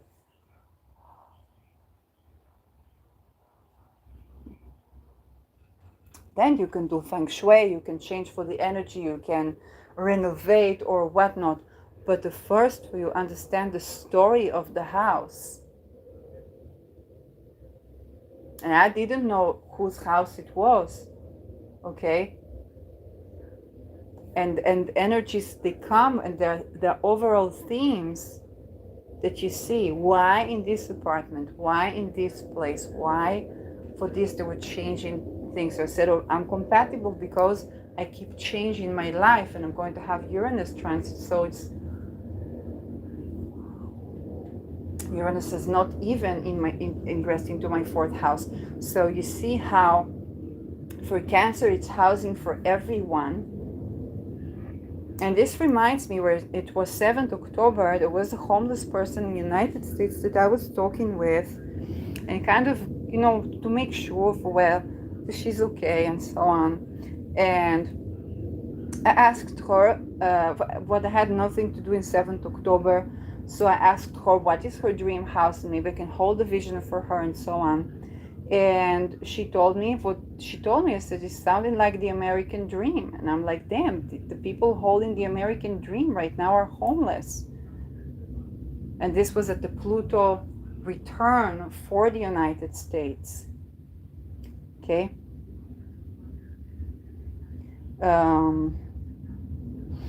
And I was just fascinated with the fact that the people holding the American dream are currently homeless. And what we think about a homeless society must change, because in United States people pay such big emphasis around choices. It's not a bad thing, it's a Jupiterian thing to do, and Jupiter exalts in Cancer, but there's so much criticism about the choices of people, and would not one person sits with these people and begins to hold space for their dreams, they have to hold it alone, whether nobody comes with them for the conversation with the architects to hold the dreams, because they are holding the American dream, and United States is losing it by allowing for these people to be homeless and criticizing their choices instead of connecting with their dreams and connecting between them and the estates. And so, and I know why it's so, because I know about the way what the hermaphrodites cults were, but it's not for to keep it. We change so people can grow with love. And also, I must tell you, if you're owner of a estate, don't cut trees. And if you have architecture, if there's trees, don't cut trees. See what other solutions you can do, but don't cut trees, because it feels like every year we cut a tree, it feels like a person cannot grow. Okay, it's like you try to grow and then poof, something cut. It affects the nervous system. So with the trees that are, is you build around them and this nervous system, and then I don't know, like for the material of what to build, I know there are actually some good Dutch architects that have been exposed to the housing that is with the trees.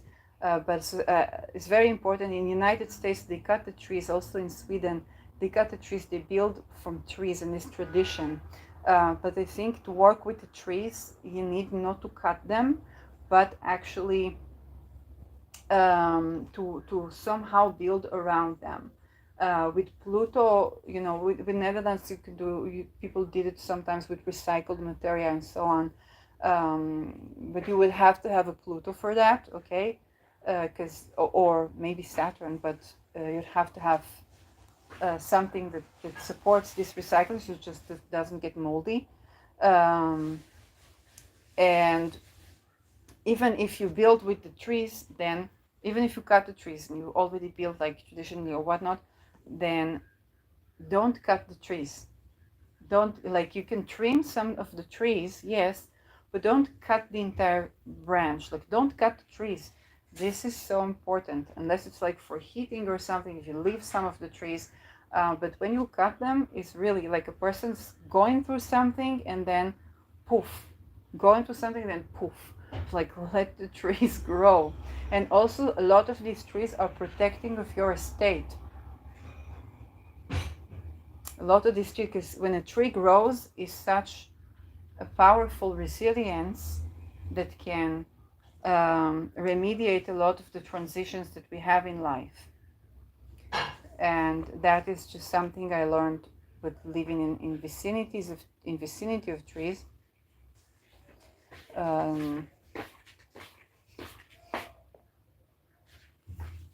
So this is also something I'm already receiving, this changing around that.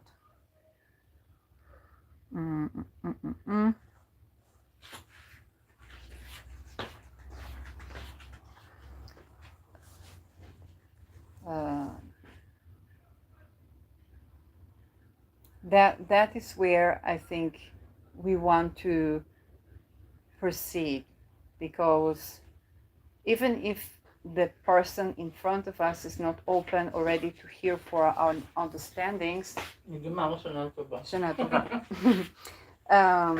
then it's important that we understand, because we move in with this understanding into realizing that we have to renovate completely on what the familial structure will be, national structure will be, caregiving, and so on, because all the things that not been working with, the welfare being in puff, that is parties. For example, okay, it's like why took 100 years or 50 years or 70 years for us to talk about the welfare being in a party of the royals and the you know, the pop stars and so on and so forth that uh, were also human trafficking. Okay, what's the welfare doing there? Okay, all these things being exposed, and think about the many that are no longer with us because no one believed them, and it wasn't seen as much as it's going to be seen and exposed, and therefore you couldn't talk about this. You couldn't do anything for to separate this.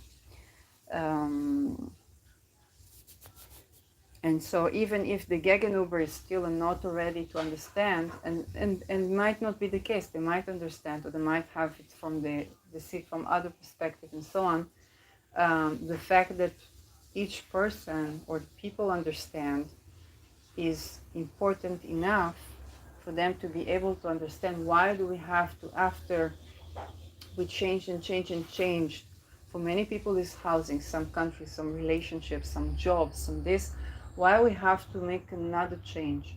Well, now we get for the core issues. Now we get to the core issues. And we get that from the core issues, then we understand how come so many rental properties become brothels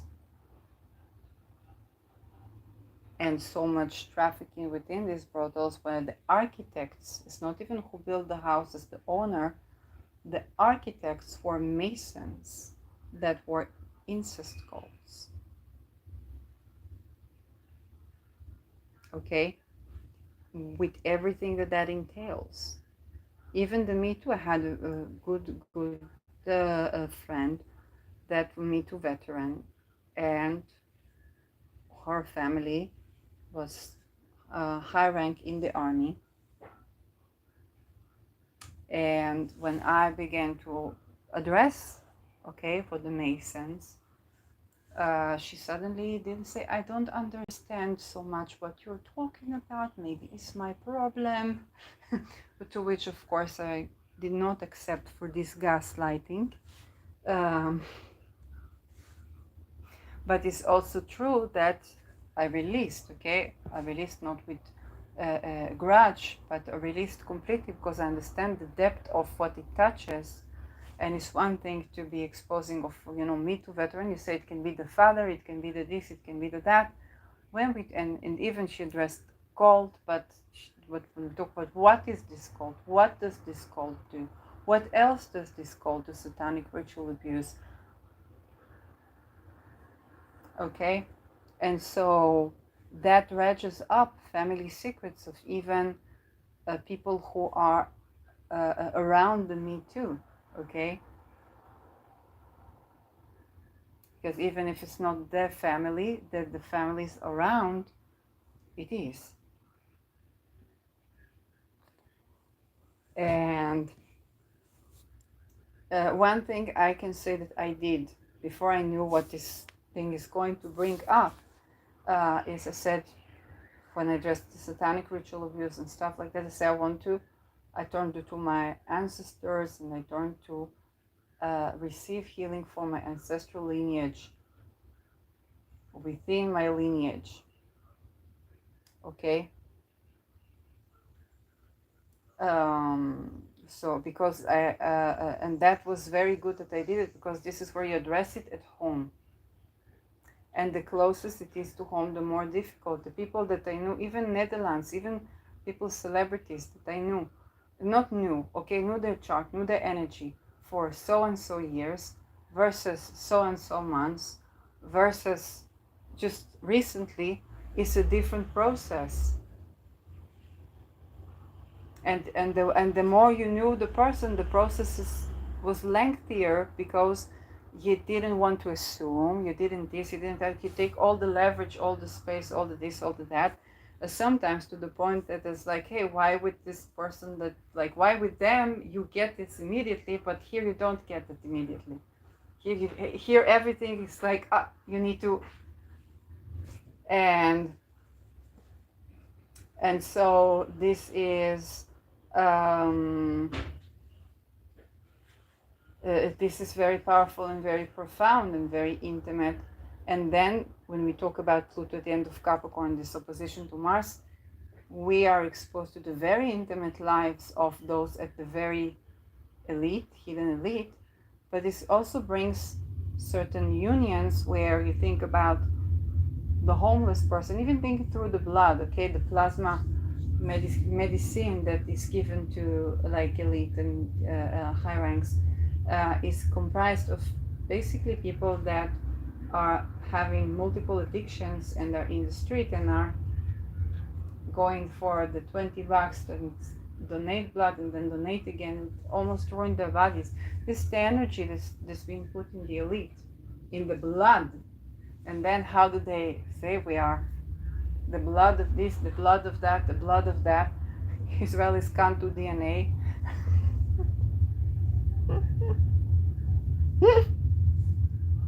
Okay? And even you think about, what's the first question I asked my mom when she said Gemar Chatimat of, I guess, the Yom Kippur fast. It's no fasting, she just wanted to do a shake and didn't want to embarrass the neighbors. And so, okay. And so, what's the first question? Like, Mama, did we bomb Iran? Did they say if we bombed Iran? Because in India, they reported that we bombed Iran nuclear facilities, and this is Indian news. So, it's like, is it fake news? Did we bomb Iran? Why don't we know about this? But if we would bomb anything nuclear, wouldn't it explode the entire Middle East? So, so this is also how the really internal secrets of the motherland are just cannot be hidden anymore. And the juxtapositions is kind of like, you think about my situation in Israel, okay? Just this homeless person moved in, he escaped violence, moved in apartment of the person who is one of the major real estate agents for decades, that's been living and building this place, living there for 40 years.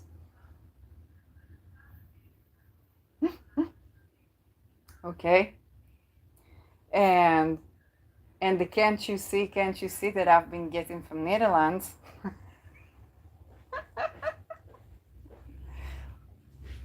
Beginning with me, like, you know, because there is really this issue where you don't want to invade, but you're already in the what people call it, the Holy Grail.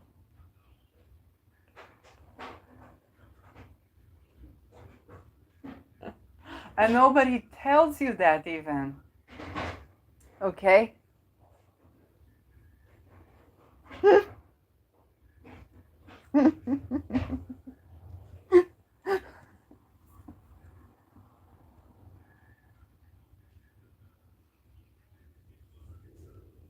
So there's this homeless person in the attic of the house, very literally, this now became an apartment,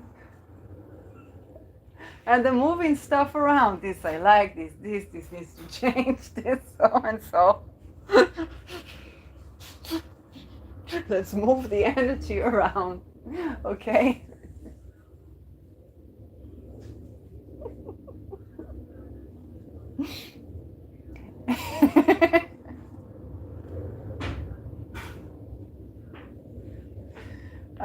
I think, oh my God, I think I understand now. What? כן.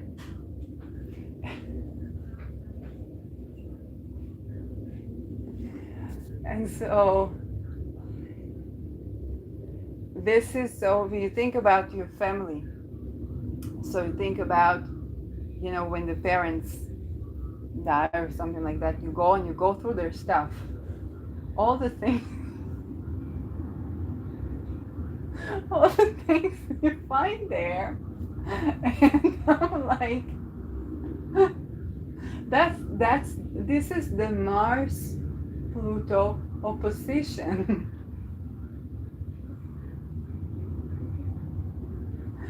Okay, and but this is the gap between who is the person in the 12th house, who is the person in the attic, who is the person being exposed to that nitty-gritty stuff. Yes, and who is the owner of the attic is just like, if you think about my case, okay, there's this homeless person, Jungblut, that escaped violence with a dual passport. That could, I was like, are they diplomatically immune and not diplomatically immune? We don't know.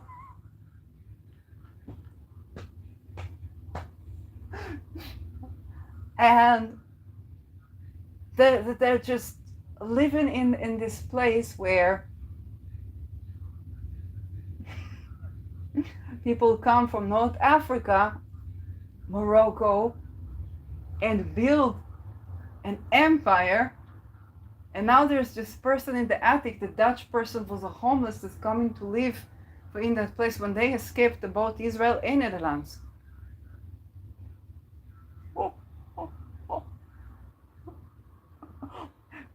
They didn't find any place to live. They live in this place before them, and nobody was staying in this apartment. They managed to keep it for 2.5 years. And they make changes, and they change this and they change that, but then they can barely sweep the floor. What is going on? And everything has this charge.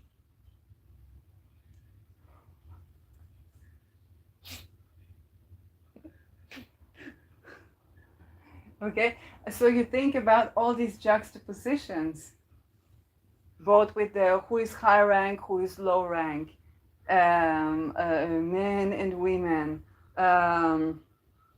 family. When I think, no, I'm not going to say it. I need to be in Netherlands to say it. I need to physically be in this village to say it. And so it really is kind of that situation. You get way more intimate introduction to people you weren't supposed to meet in those settings and in that level of intimacy otherwise. And it's not because necessarily anybody is to blame. It's just that factors that we weren't aware of that affect for the entire dynamic. Mars is exposing the psychological stuff.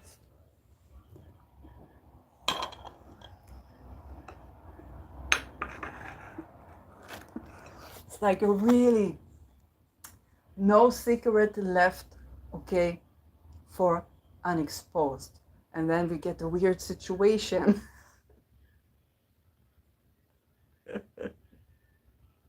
where people are having like really weird, behaviors around that. And some of these things stem from this increased level of intimacy between the lineages that is unexplained in any term we can see together, and is forcing us to address like literally everything. Okay, like from genetic proximity to whatever.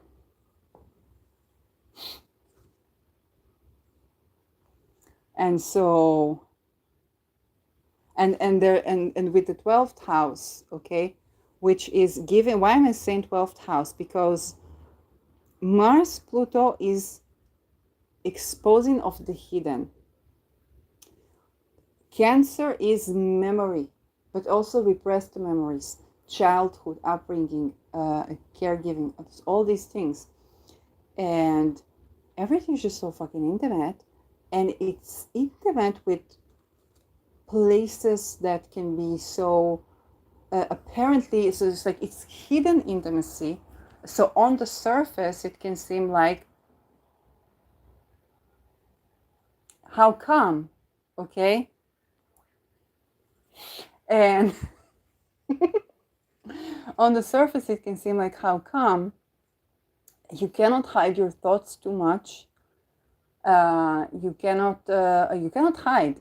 Very simply put, you cannot hide from the truth that's been uncovered and the conflicts that's being addressed, and it's making everybody uncomfortable, but then also familial in ways and places where, like, but how come? I have a Facebook friend. It's the same Facebook friend that wrote about the fact that the 7th of October, whole villages heard like they're receiving commands from Gaza. Okay, so by the time they try to do that to me, I've sent energy back. Okay, so and then recently he said he feels that he had a nightmare where there was people or family, and he was watching but not taking part, and the father was making 5 of his son to be bankers.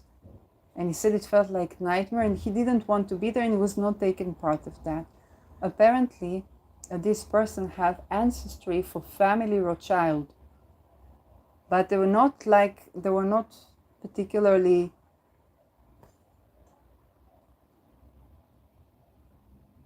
and he's one of the people that are like, awakening people and so on. And I found myself writing today when I wrote about, the story that I would like to see happen, the children of satanic ritual abuse return and so on. I was talking about the business and the real estate and so on. And then I saw the landers, okay, those the land money for what the Jews were accused of, okay, basically as bankers, okay, it's the money laundering, landing, and so on. That they all got dividends for the church, for Vatican, because they had to survive, and that's what Jews were allowed to do. That Muslims not, Christians not, and then Jews were allowed to do that. But that was pretty much what they were allowed to do. Okay, because this cults, elite cults, is not just Jews. That's important. And I was talking about, well, those who lend money for interest will have a bit less income, but they will have more life when satanic ritual abuse ends.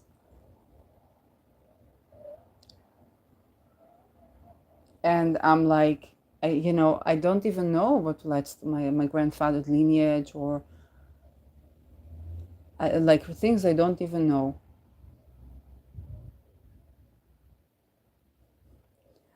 And so this is and this is where the thought is not to repeat cycle, but the thought is to usher us to the golden ages. The thought is to usher the golden ages, because we can see how all of these things are not necessary at all, and because it was families upon families upon families that they were archaic, born into these situations, then this is basically what we see. We talk about lineages. So, and this is the stories of our karma, the stories of our times, the tales of our time are transforming and exposing, because this is Pluto doing the work.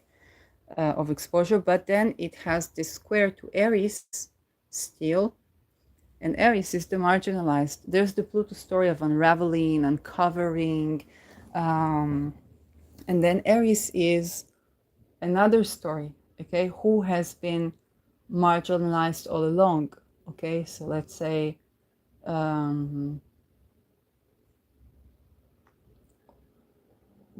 for it doesn't matter who was slaves, women were hurt. It doesn't matter if it was indigenous tribe or Rosicrucian tribe or Mormon tribe, children were wed, or children were satanically ritually abused, or ritually abused before they call it satanic. And so this is, when I say change from the core, that is really big, okay? And this is really the level of intimacy that is psychologically hidden and unavoidable to tend to when Pluto is at the end of Capricorn. This is the time where Pluto was, where Mars was. We dropped Hiroshima and Nagasaki. Why? Think about all the children. What? And it's not about like karma, you deserve this, you deserve that. It's like so many people manifesting giant ending to this practice, and they try, and then others try to profit off from it.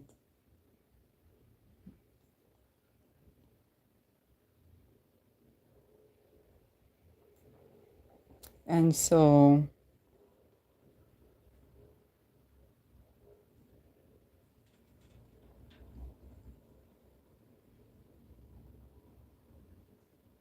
yeah, that is kind of the situation.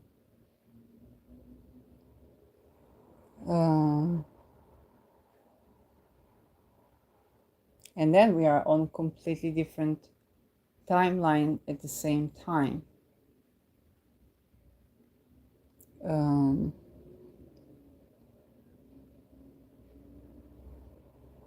Like people fear karma because their old notions of karma are basically not what people call Christ consciousness. Because if they carry notions of karma that are, you know, we had Ketu, with the solar eclipse in Libra was in the middle phase of Libra, which was this notion of teeter tatter, and we are purging that notion of how to balance things. It's not you did to me so and so, now I'll do to you so and so. No, we need to create a breakthrough of how do we get out of the situation of the teeter tatter. And so this is it's done by addressing another level of analysis and thereby advancing for our humanity.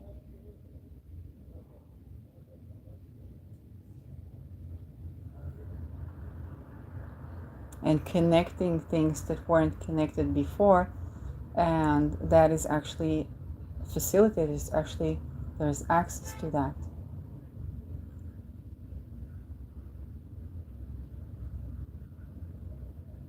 So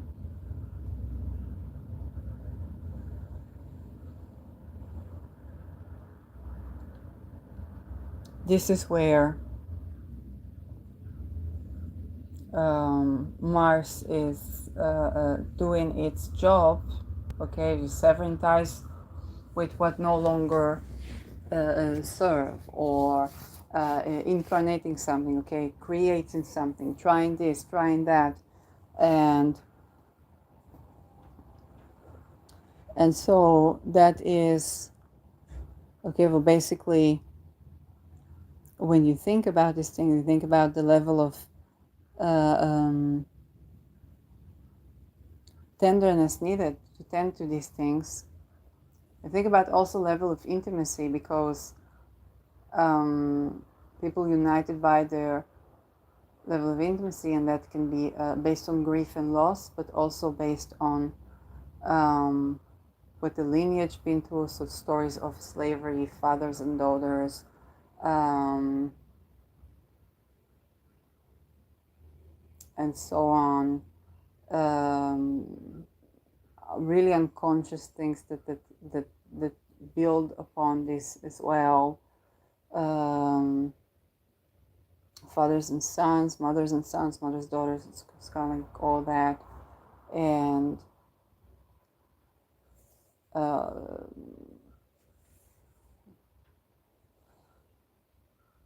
And this, and no one is exempt. Everybody is the plutocracy. Everybody's the plutocracy. No, it's like you get to we are connected. Those who receive the plasma medications are connected by blood, very literally, to those who are, you know, in the street in certain situation. And I think for a lot of people it's just like, yeah, you're not imagining, you're right. There's something going on here that is another level of analysis that is felt through energy. Okay, I'm not talking about incest. just to make that clear, okay? I'm not talking about whether this happens, but this or I'm talking about you're not imagining hey, you feel certain experiences, or you feel certain themes playing out, or you feel, I would get unexpected energies from people. Get a person that carry Dutch name or Dutch American and stuff like that, and their energy feels so Israeli. Okay, or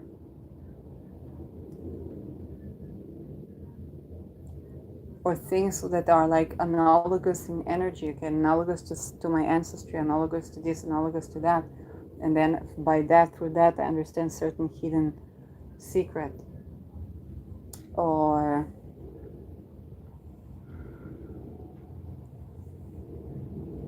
and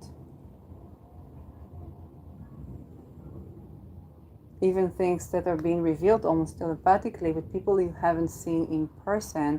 But it's not just you haven't seen in person, like long distance relationship or something like that. It's like there is the gap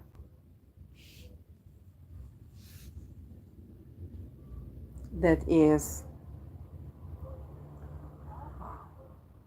and you think about when people inject blood and how this connects people. And so in a roundabout way, the very blood rituals that some of these cults do connects them. And blood rituals can also be when you think about like, just the movement of reowning our menstrual blood and so on, fertilizing our plants and so on. They can connect with the soil. And this is energy. Okay, blood is life, is energy. It creates a transformation. It creates something. And if you use it for genuine creation, okay, not for infiltration, but even when they try to use it for infiltration, the blood connects the people.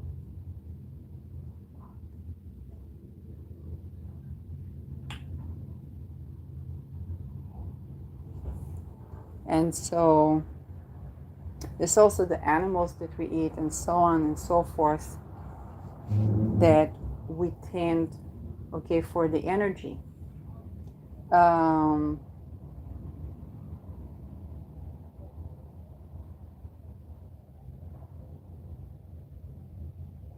then there are the circumstances of how for these things to be. that you begin to tend to them. Okay. For example, if you build a forest, then animals can be free more in the wild. We also understand that, let's say, cows used to eat humans, but it's also inhumane to treat cows with like electric shock or something like that. And that what was done, for the children, then unfortunately they need a leverage, okay, for to alchemize rather than perpetuate. But we need to change for the structures. We need to create this leverage. And then the people there's only so much one can tend to.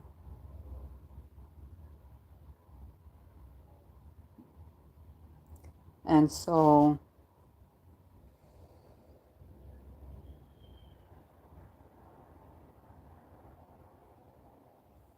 and then there are things that are how should I say it?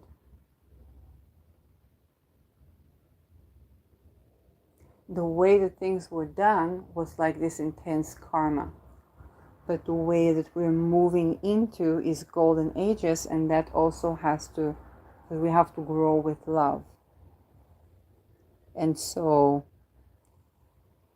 but we're not going into the Piscean ages. We're going into, for whether even if a karma is served, then it's done with a remediation of karma. Okay, so in the sense of, let's say, for example, I avoided saying names of people that I was personally hurt by, because I said it is about the structure and I want to leverage the structures. And after I was tending to the structure, I tended to my teeth, my wisdom teeth, and then I needed to say name after name after name after name after name. But that was already for just to clear that from the teeth. And the name is Mars. And my Saturn is in Mars sign.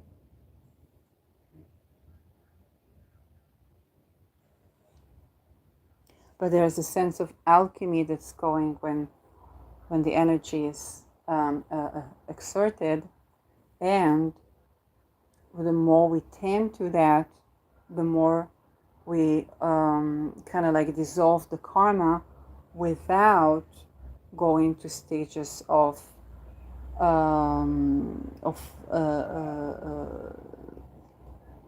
for like this really non-loving situations where persons just don't understand what the internal things are that operate.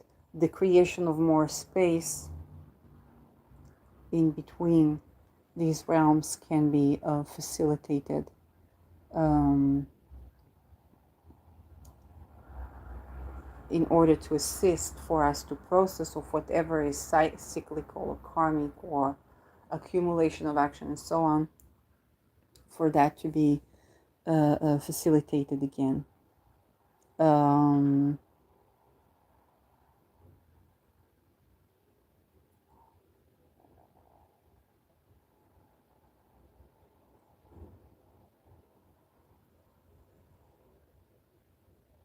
So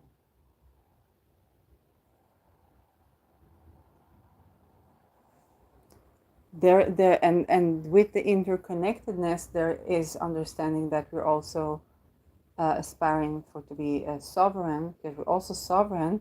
Once aspiring to be sovereign is because we are both sovereign, and there is the things that we didn't know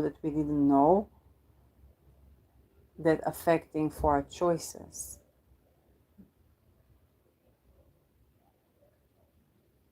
In that sense, you think about MK Ultra or this or that, when you are informed and you have access to the availability of the myriad of choices that can okay, for assist you, then you can, okay, you can exert a sovereignty. Okay, you can facilitate that choice. You can make, okay, that choice. And we also reminded that with the implications of our decisions, our actions, we don't always predict. This is Mars. It's not Saturn. Okay, it was trining Saturn, but this is Mars, and with Mars you forge a way forward. So of course, predicting karma is something that is more challenging. And so the gift of grace and the gift of balancing things has to be transformed to facilitate the state of transition. So we need different rules and also different access to space. Okay, for example, when I was homeless, I needed eventually to be in my own room and then in my own apartment, whereas before I was homeless, years before that, I was afraid to live alone, not because of what would happen to me, I just didn't want to be lonely. Okay, I found it challenging to deal with like roommates, but I didn't want to be lonely either, so I just wasn't sure how am I going to do that, and that was slowly facilitated, just like in phase and phase and phase. And so I didn't think that I need like more than, you know, a bed in a hostel and then to do my business, to do this, to do that. I just need to sleep, okay? Because I want to have leverage, not to immediately get into another apartment where again I will have to change, but to have a leverage. And I created leverage basically by being homeless. You could say I made choices, I made this, I made that. But it's also, I was like, hey, give me some time. I need time for a place to be. And then I went through these transitions. It was very, very, very, very challenging. So it was obvious to me that it's like, hey, if I'm not taking these drugs or that drugs, then I basically don't have a place that is for the in-between. And in a very literal way, one dog is sitting canceled and you're in the street. And you say, okay, make the street accessible, make the street safe. Coming from really, you know, I don't want to say the gutter because I didn't feel like it's the gutter. I felt like this is just like this is nature. So I just try to, but it's not nature. It's nature after industrialized society, which has a lot of pros. But we also have a lot of changes in the structure to make for that to be accommodating. And then, you know, of course, you're like, well, the WHO, well, the this, well, the that, well, these guys, the WHO was the reason I had a winter shelter when temperature was above 0 degrees during COVID in Netherlands. And then for one of the person that was compliant with WHO, not himself, but with okay, that also sits in World Economic Forum and now head of NATO, was known for saying the last taboo in Netherlands is for one person to live alone. I'm like, what the fuck?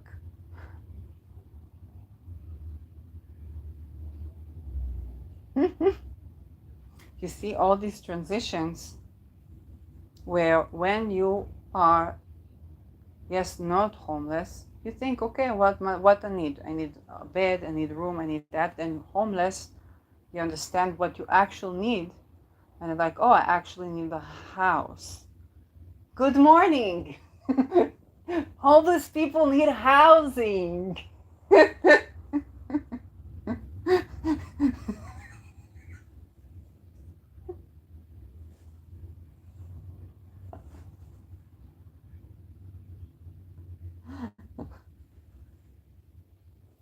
So let's pretend that I'm traveling only works so much.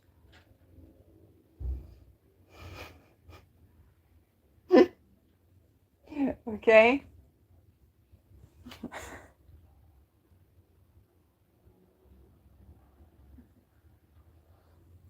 And so and the human trafficking deals to sleep outside street also only works so much. These are all spies. There's sex espionage of MK Ultra if you didn't get it by now. I only got it recently. They rape people to make them be able to have sex without love, and then they send them, and then they have handler, because when a person is in trauma, then they dissociate it. Then it's easy to program, and they send them like this, like that, and so on, and then they get information. Now men distrust women because they are also programmed. So they avoid intimacy from here and from there, and only way for to have intimacy is just those fragments thingies. And then there's this person who's doing willing consent in yoni yoga.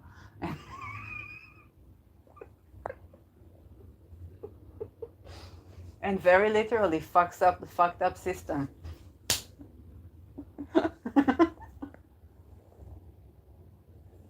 Okay?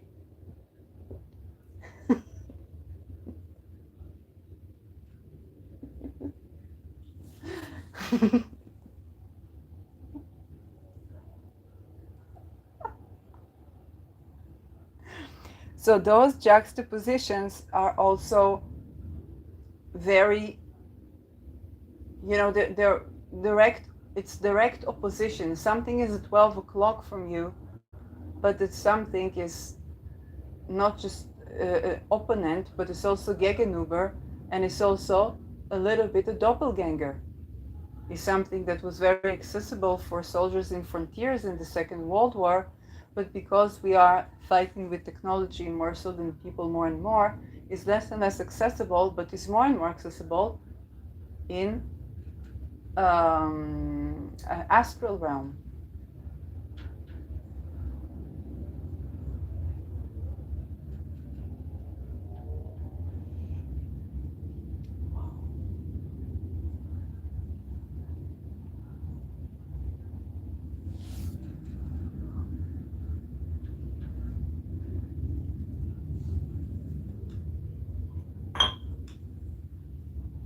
And then you get this person that was not doing relations because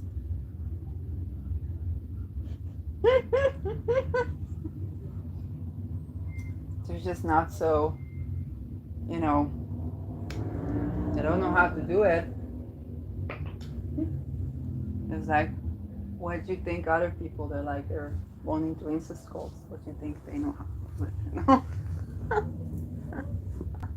If it's not their immediate family, that's the family of the family. And what you think your family of the family was from either side of the tree for, I don't know, lineages.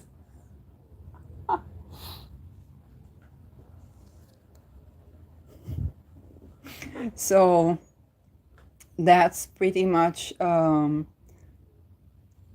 really fated encounters, and the secretive element in them, the bubble of secrecy, is going to pop because you cannot keep a secret anymore because people stepped over, people have rearranged the attic.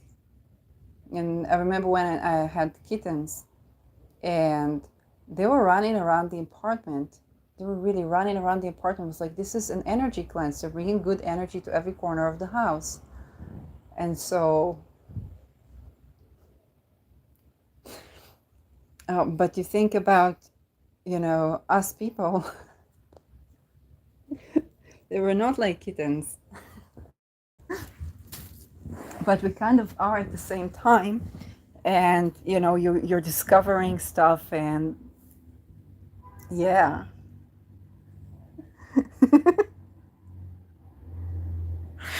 So this is, but the breakthrough is basically us being people. Okay, us being people, us being more authentic, us being more honest with ourselves, and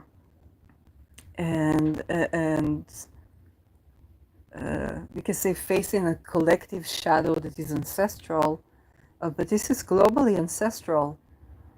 and that is in alignment with these reset talks.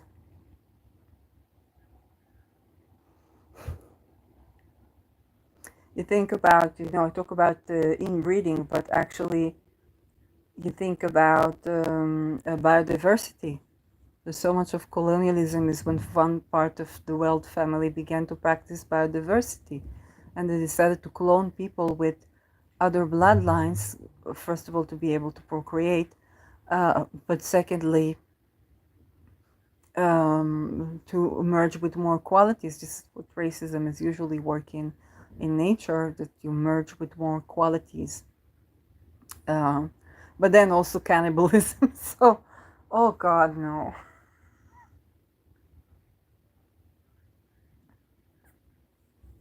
Yeah. Um, and so this is where people can later move that from the physical world to the energy world, where you can tap into consciousness, but basically because the blood is running in your blood as well, there's a lot of consciousnesses to tap into. In the ancestry, you can tap into the I am that is, let's say, pianist, I am that is politician, and so on. So it's kind of like what the MK Ultra tries to do, but you can do it without all the, torturous, rubbish stuff, and get, not only get, it's not get the same results, it's get even better results. And that reminds me of something I was dealing with around 2008, where there was this discussion of whether, the bipolar people or crazy people, or whether they are like the more genius than others, and so on. And then there was this, well, if we live a life that is compatible with us, like we sleep well and we eat well, like that's mostly like people who had, let's say, what people call manic depression. They need to sleep well and they need to eat well. I'm like, oh, okay, that can explain like why after a financial crisis people suddenly have, or when they work for corrupt banking company, they suddenly have abnormalities in neural activity. Like, oh, what's the cure to manic depression? You gotta have food, and you gotta have good night's sleep, and you gotta have housing.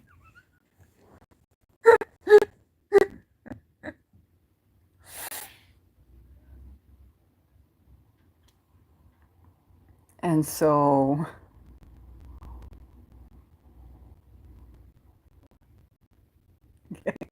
all this complex is coming down. But it's also all these complexes, the psychological complexes that we're dealing with, are also coming down. So it's going to feel like when Pluto is going to ingress into Aquarius, it's going to feel like loss, because of course there's going to be a banking crisis. It's like we're scheduled in history. This is the time in history where banks collapse.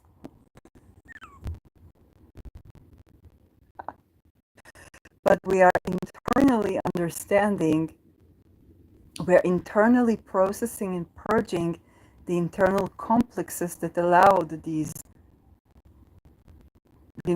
structures to overwhelm us. So when we're purging them, there's a little bit of remediation of, okay, that's that. And there's also memories that, when these connections are created, I can say, when there was, but today there was the question, if will they bomb Iran, and what would be the risk? Like, it's like there could be an A-bomb dropping on us today. And I was like, okay. Well, not now, I'm recording.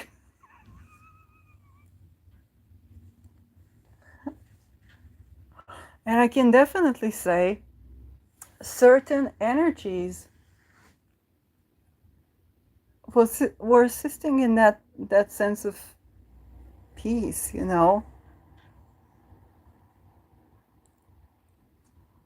And those weird familiarities. Um, there's this talk of BRICS and China.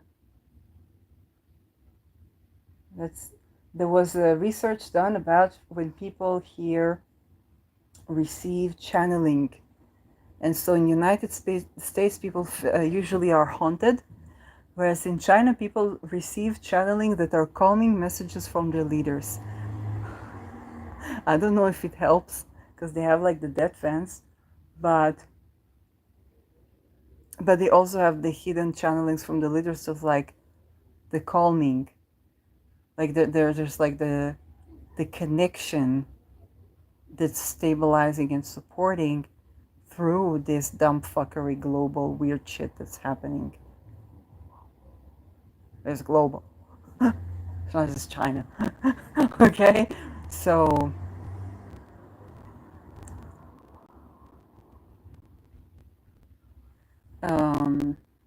and there we are, we the people changing the structure. So all the energy moves around in these situations. Well, there's just so much processing. This Pluto Mars is really, really intense, but it's also very important because this is where we are confronting the shadows of ourselves that we didn't even know were there.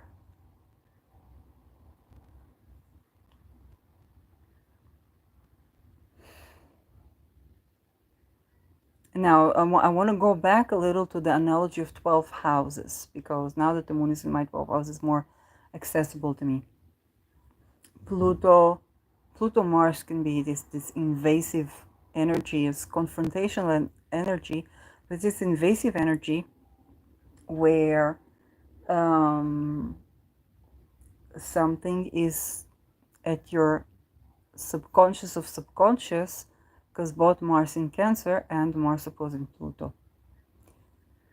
So you're confronting your subconscious, and in 12 house synastries, usually you don't see, I'm not saying usually, sometimes you see person every day, but you need to take it slow. And this transit is indeed giving us leverage of time that we want to use leverage of time. Okay, if I know, for example, just today I was strolling and I saw an apartment for rent, okay, and I was immediately thinking, it's like something is showing me, hey, you have options, you have where to go, you're not alone, you could stay and so on, but there was the date of entry was the 29th of October, and this would be the date where Mars would be exactly opposing Pluto. So naturally, it's not good election, even if I would be changing house, okay? Like, I wish you not. It's also important when you're building a house, when you're renovating a house.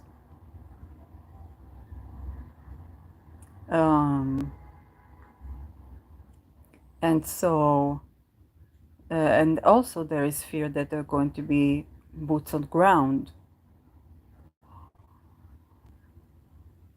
Okay, Israel, there's fear there's going to be boots on ground. Not saying there will be, but just something that, or bombs on ground, I don't know. They changed the Hezbollah guy and he's throwing more bombs. That's what they say. And people anyway were, I think most of the north was evacuated. In Hebrew, there's a saying, me'abdim et hatzafon, which basically means losing the north. And every time Israel has a war with Lebanon or with Iran through Lebanon, I don't know, they're losing, they're losing the north. And it's like losing your head. It's like if Israel really goes kaboom whenever it's Lebanon. Like Gaza, it's like kind of like also, it's like you almost have Palestinian people raiding the Knesset, the parliament, saying, "Come on, do something with Gaza before people invade Gaza, but and then they do it in the worst way possible, because it's global agenda. It's not actually, uh, yeah. And so, but when it comes to Lebanon, there's just something about these charts, I guess, or something about these synastries. Like something happens in Lebanon, Israel invades Lebanon, boots on ground. Then it goes out of Lebanon, okay? But when it enters, it's all or nothing. It's boots on ground.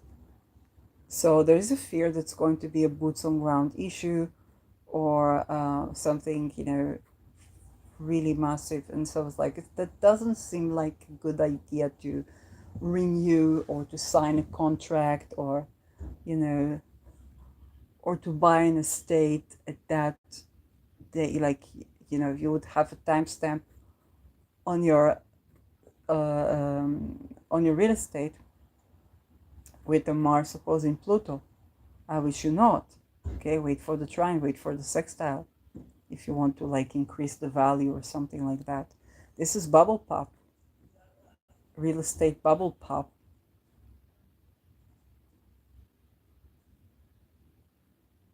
It's like the bubble that, like, I can buy this estate, that estate, that estate, do whatever the F I wanted there, and then rent the place, and then that literally means inviting people into your 12th house, the attic, and they're gonna know. Who's gonna know? They're gonna know. Okay. And when I think about it, as a person that never owned an estate, I'm just humbled, I watch, I observe, I learned from those who came before me. I was like, okay, that thing. And it's not just about, you think, abuse or this. Sometimes not about abuse. Sometimes about that was the family. That was what the things that were going. The good thing, the good, the bad, and the evil. Okay, the everything. And those things happening where um, yeah, it's very deep. um, but it's also transformational, and there's growth opportunity. Okay, this growth opportunity, because you will not be the same by April. None of us will be the same by April. Not our nations, not our leaders, not the way we see welfare, not the way we see caregiving, not fertility, labor, anything cancer, our restaurants, our food, none of that would be the same by April. Our real estate. And the crisis here is that just as you thought to implement something, you see that or as you implemented something, you see that because you are taking action, now you have to readjust. It's a part of the process. And that readjustment is from the core.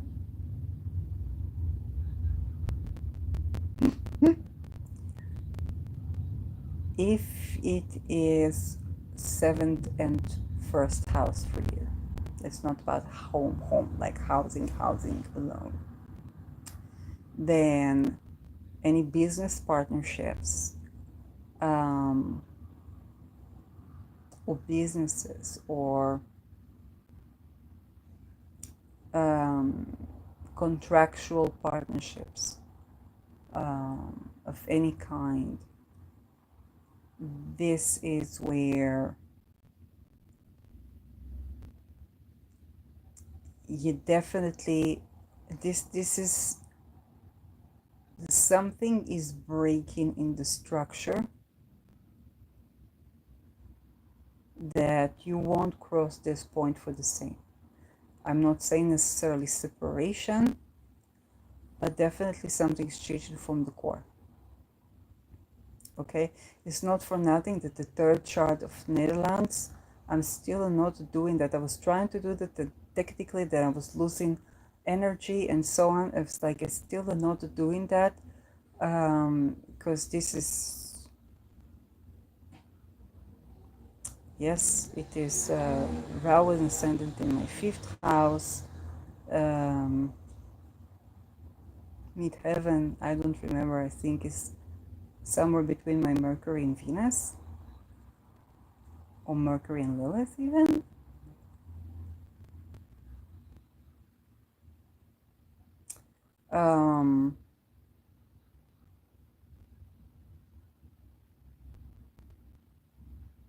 And so there's just something, as Mars opposing Pluto is going to swipe out the gaslighting. But also, the power tactics, okay? It's a move towards authenticity. So it's swiping out the power tactics, okay? So I wouldn't enter relationship with this, partnership with this, housing with this. You need like a liminal space to process this.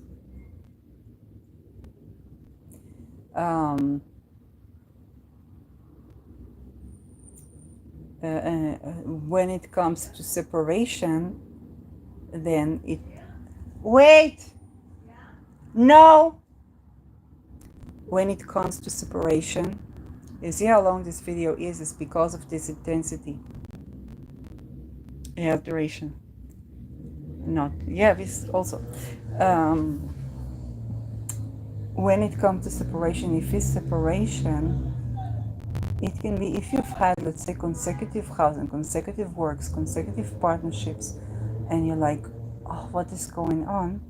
Then this separation is when you address the core issue.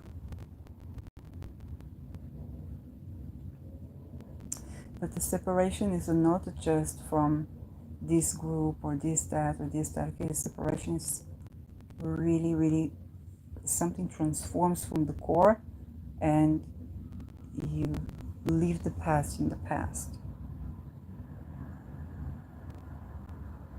This is what it is. And the pressures are remediated, but this is the level. Okay, nothing will continue to be the same. Nothing, not the housing, not fertility, not this, not that. Nothing will not continue for to be the same. And now we've been prepared so that we understand why it cannot be the same. And it's not about karma. It's about those ways that have not been serving our humanity for more than up until now.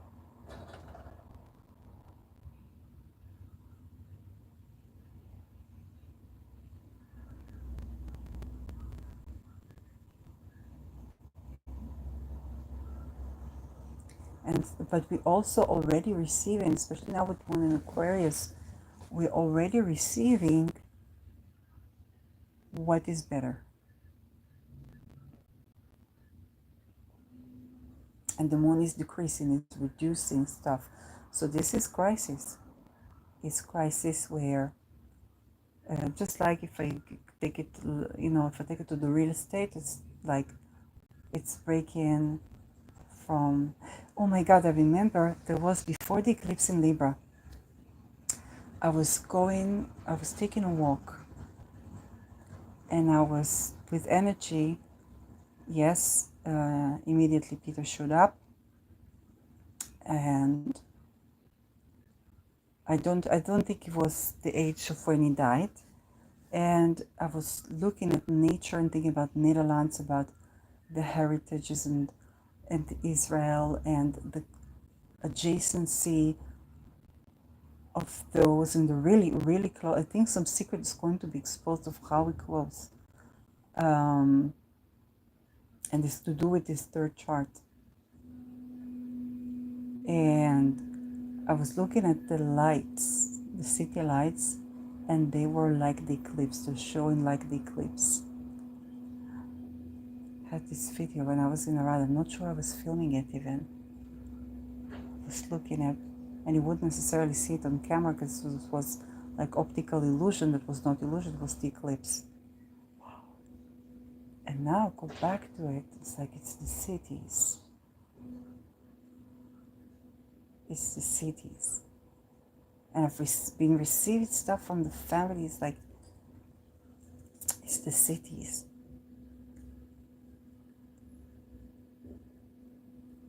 And all the can't you see, and so on.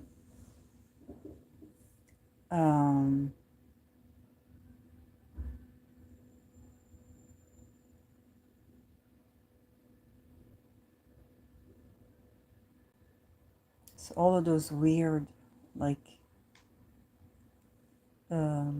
weird stuff, but also really deep stuff. Really deep stuff, okay? So this is where, so it was pushing out for me to get out of that situation.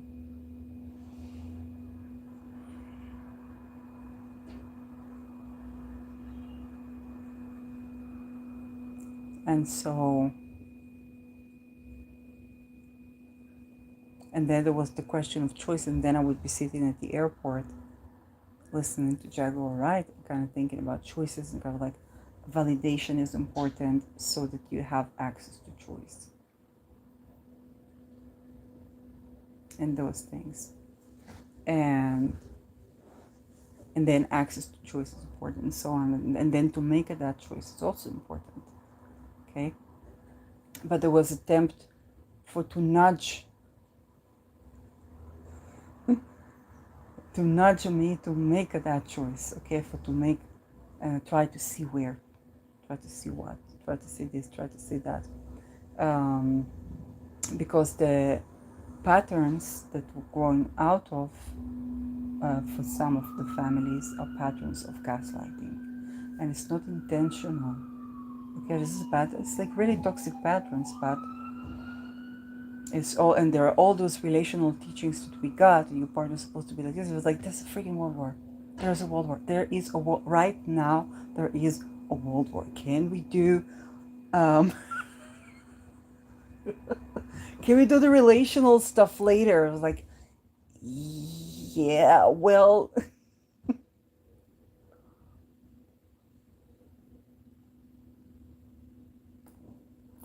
And so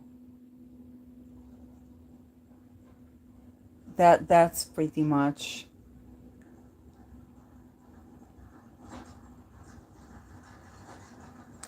and then with the people that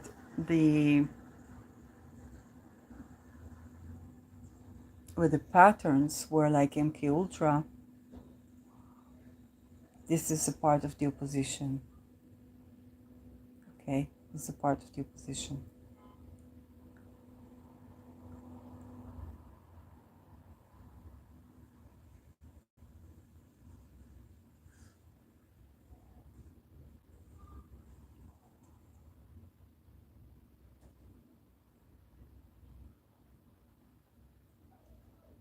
And that is where we have to deal with our shadow. Right now we're getting a couple of months to do intense 12th house work and get as much leverage as we can within the process, but it is intense for that reason. Okay, if I was sitting today for a couple of hours and I was like already beginning to feel an energy in your energy, it's heavy, and you're beginning to already, why are you in my energy? Why are you in my energy? It's like, why are you in my house? It's like, I rented the apartment.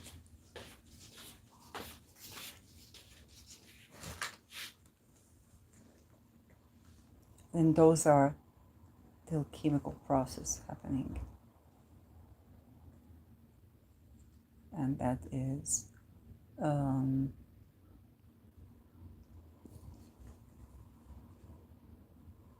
and people need to contain something and create leverage, create space. No. Okay, people need to create leverage to create space. They create more space to make decisions. Take the time to make the time. Okay? Remember, nobody's, even if people are at fault, right now, everyone's at fault and nobody's at fault. How do you change the situation?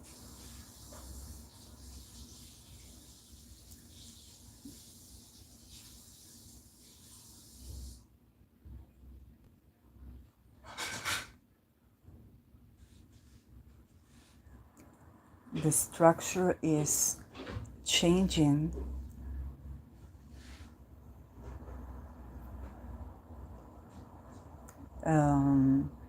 because people cannot oppress even themselves anymore, and everybody so easily identifies that the eris point, what is this? Very Kantian. Think about Kantian morality. If everybody did that, okay, that would be okay, but everybody's also different.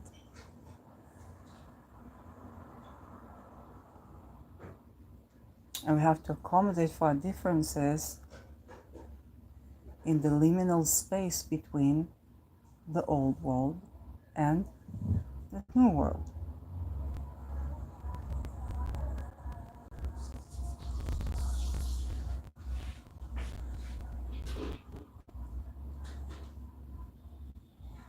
So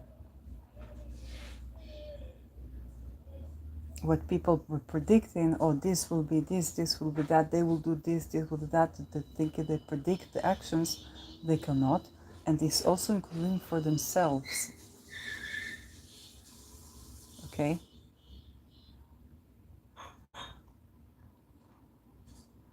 But then there is a lot of support for this Mars from Uranus.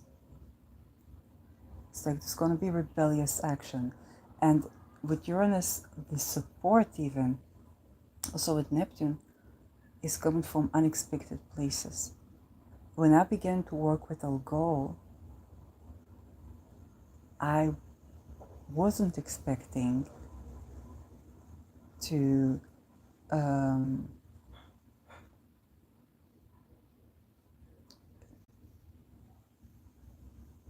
tend to the things that I tended to in the way that I tended to them, and to receive the support that I have been receiving to break through things and patterns.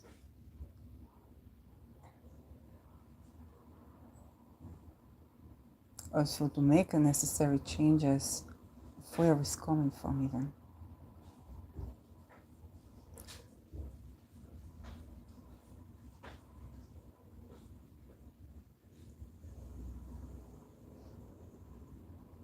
Is to see the world from another point of view. Okay?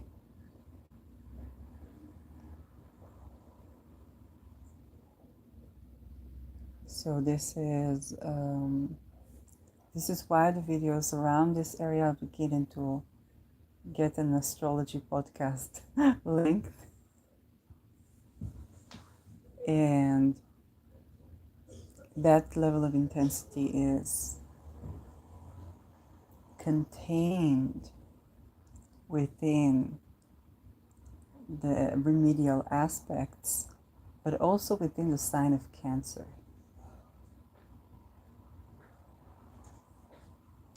The need to be contained right now for everyone, for the need to be contained is something that they cannot ignore.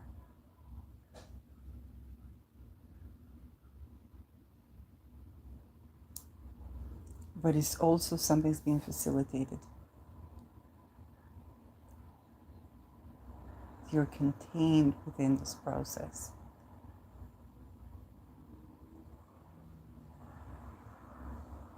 It's a birthing process.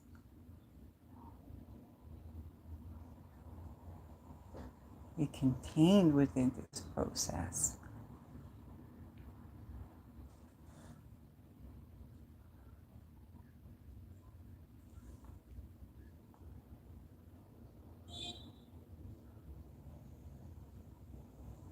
And people also taking action, beginning to expect to be contained, beginning to set intentions like, hey, in my home I need to be contained, or in my relationships I need to be contained.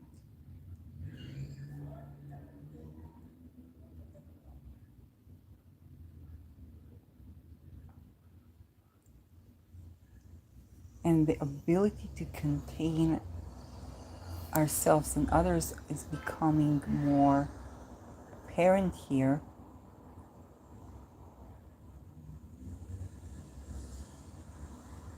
Not through rapture, because that rapture was basically,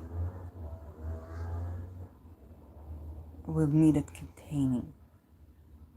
Okay, in the sense that containment would remediate that rapture.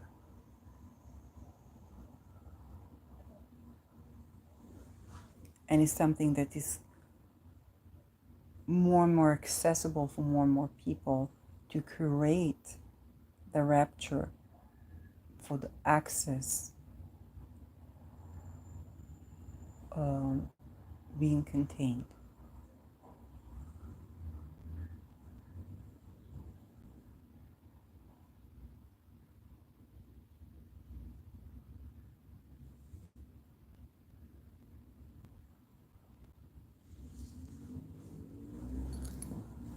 So that is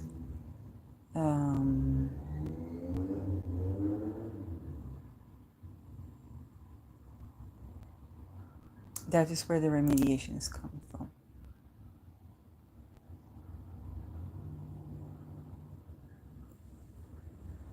Let's see a little.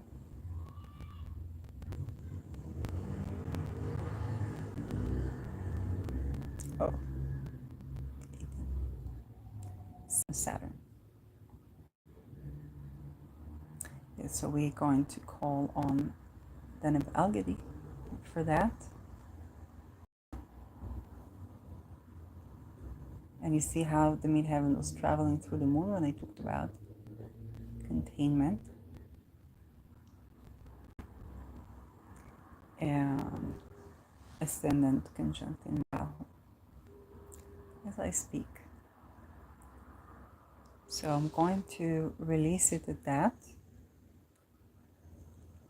and reschedule this video for a more optimistic hour in an hour, and see you in the next episode.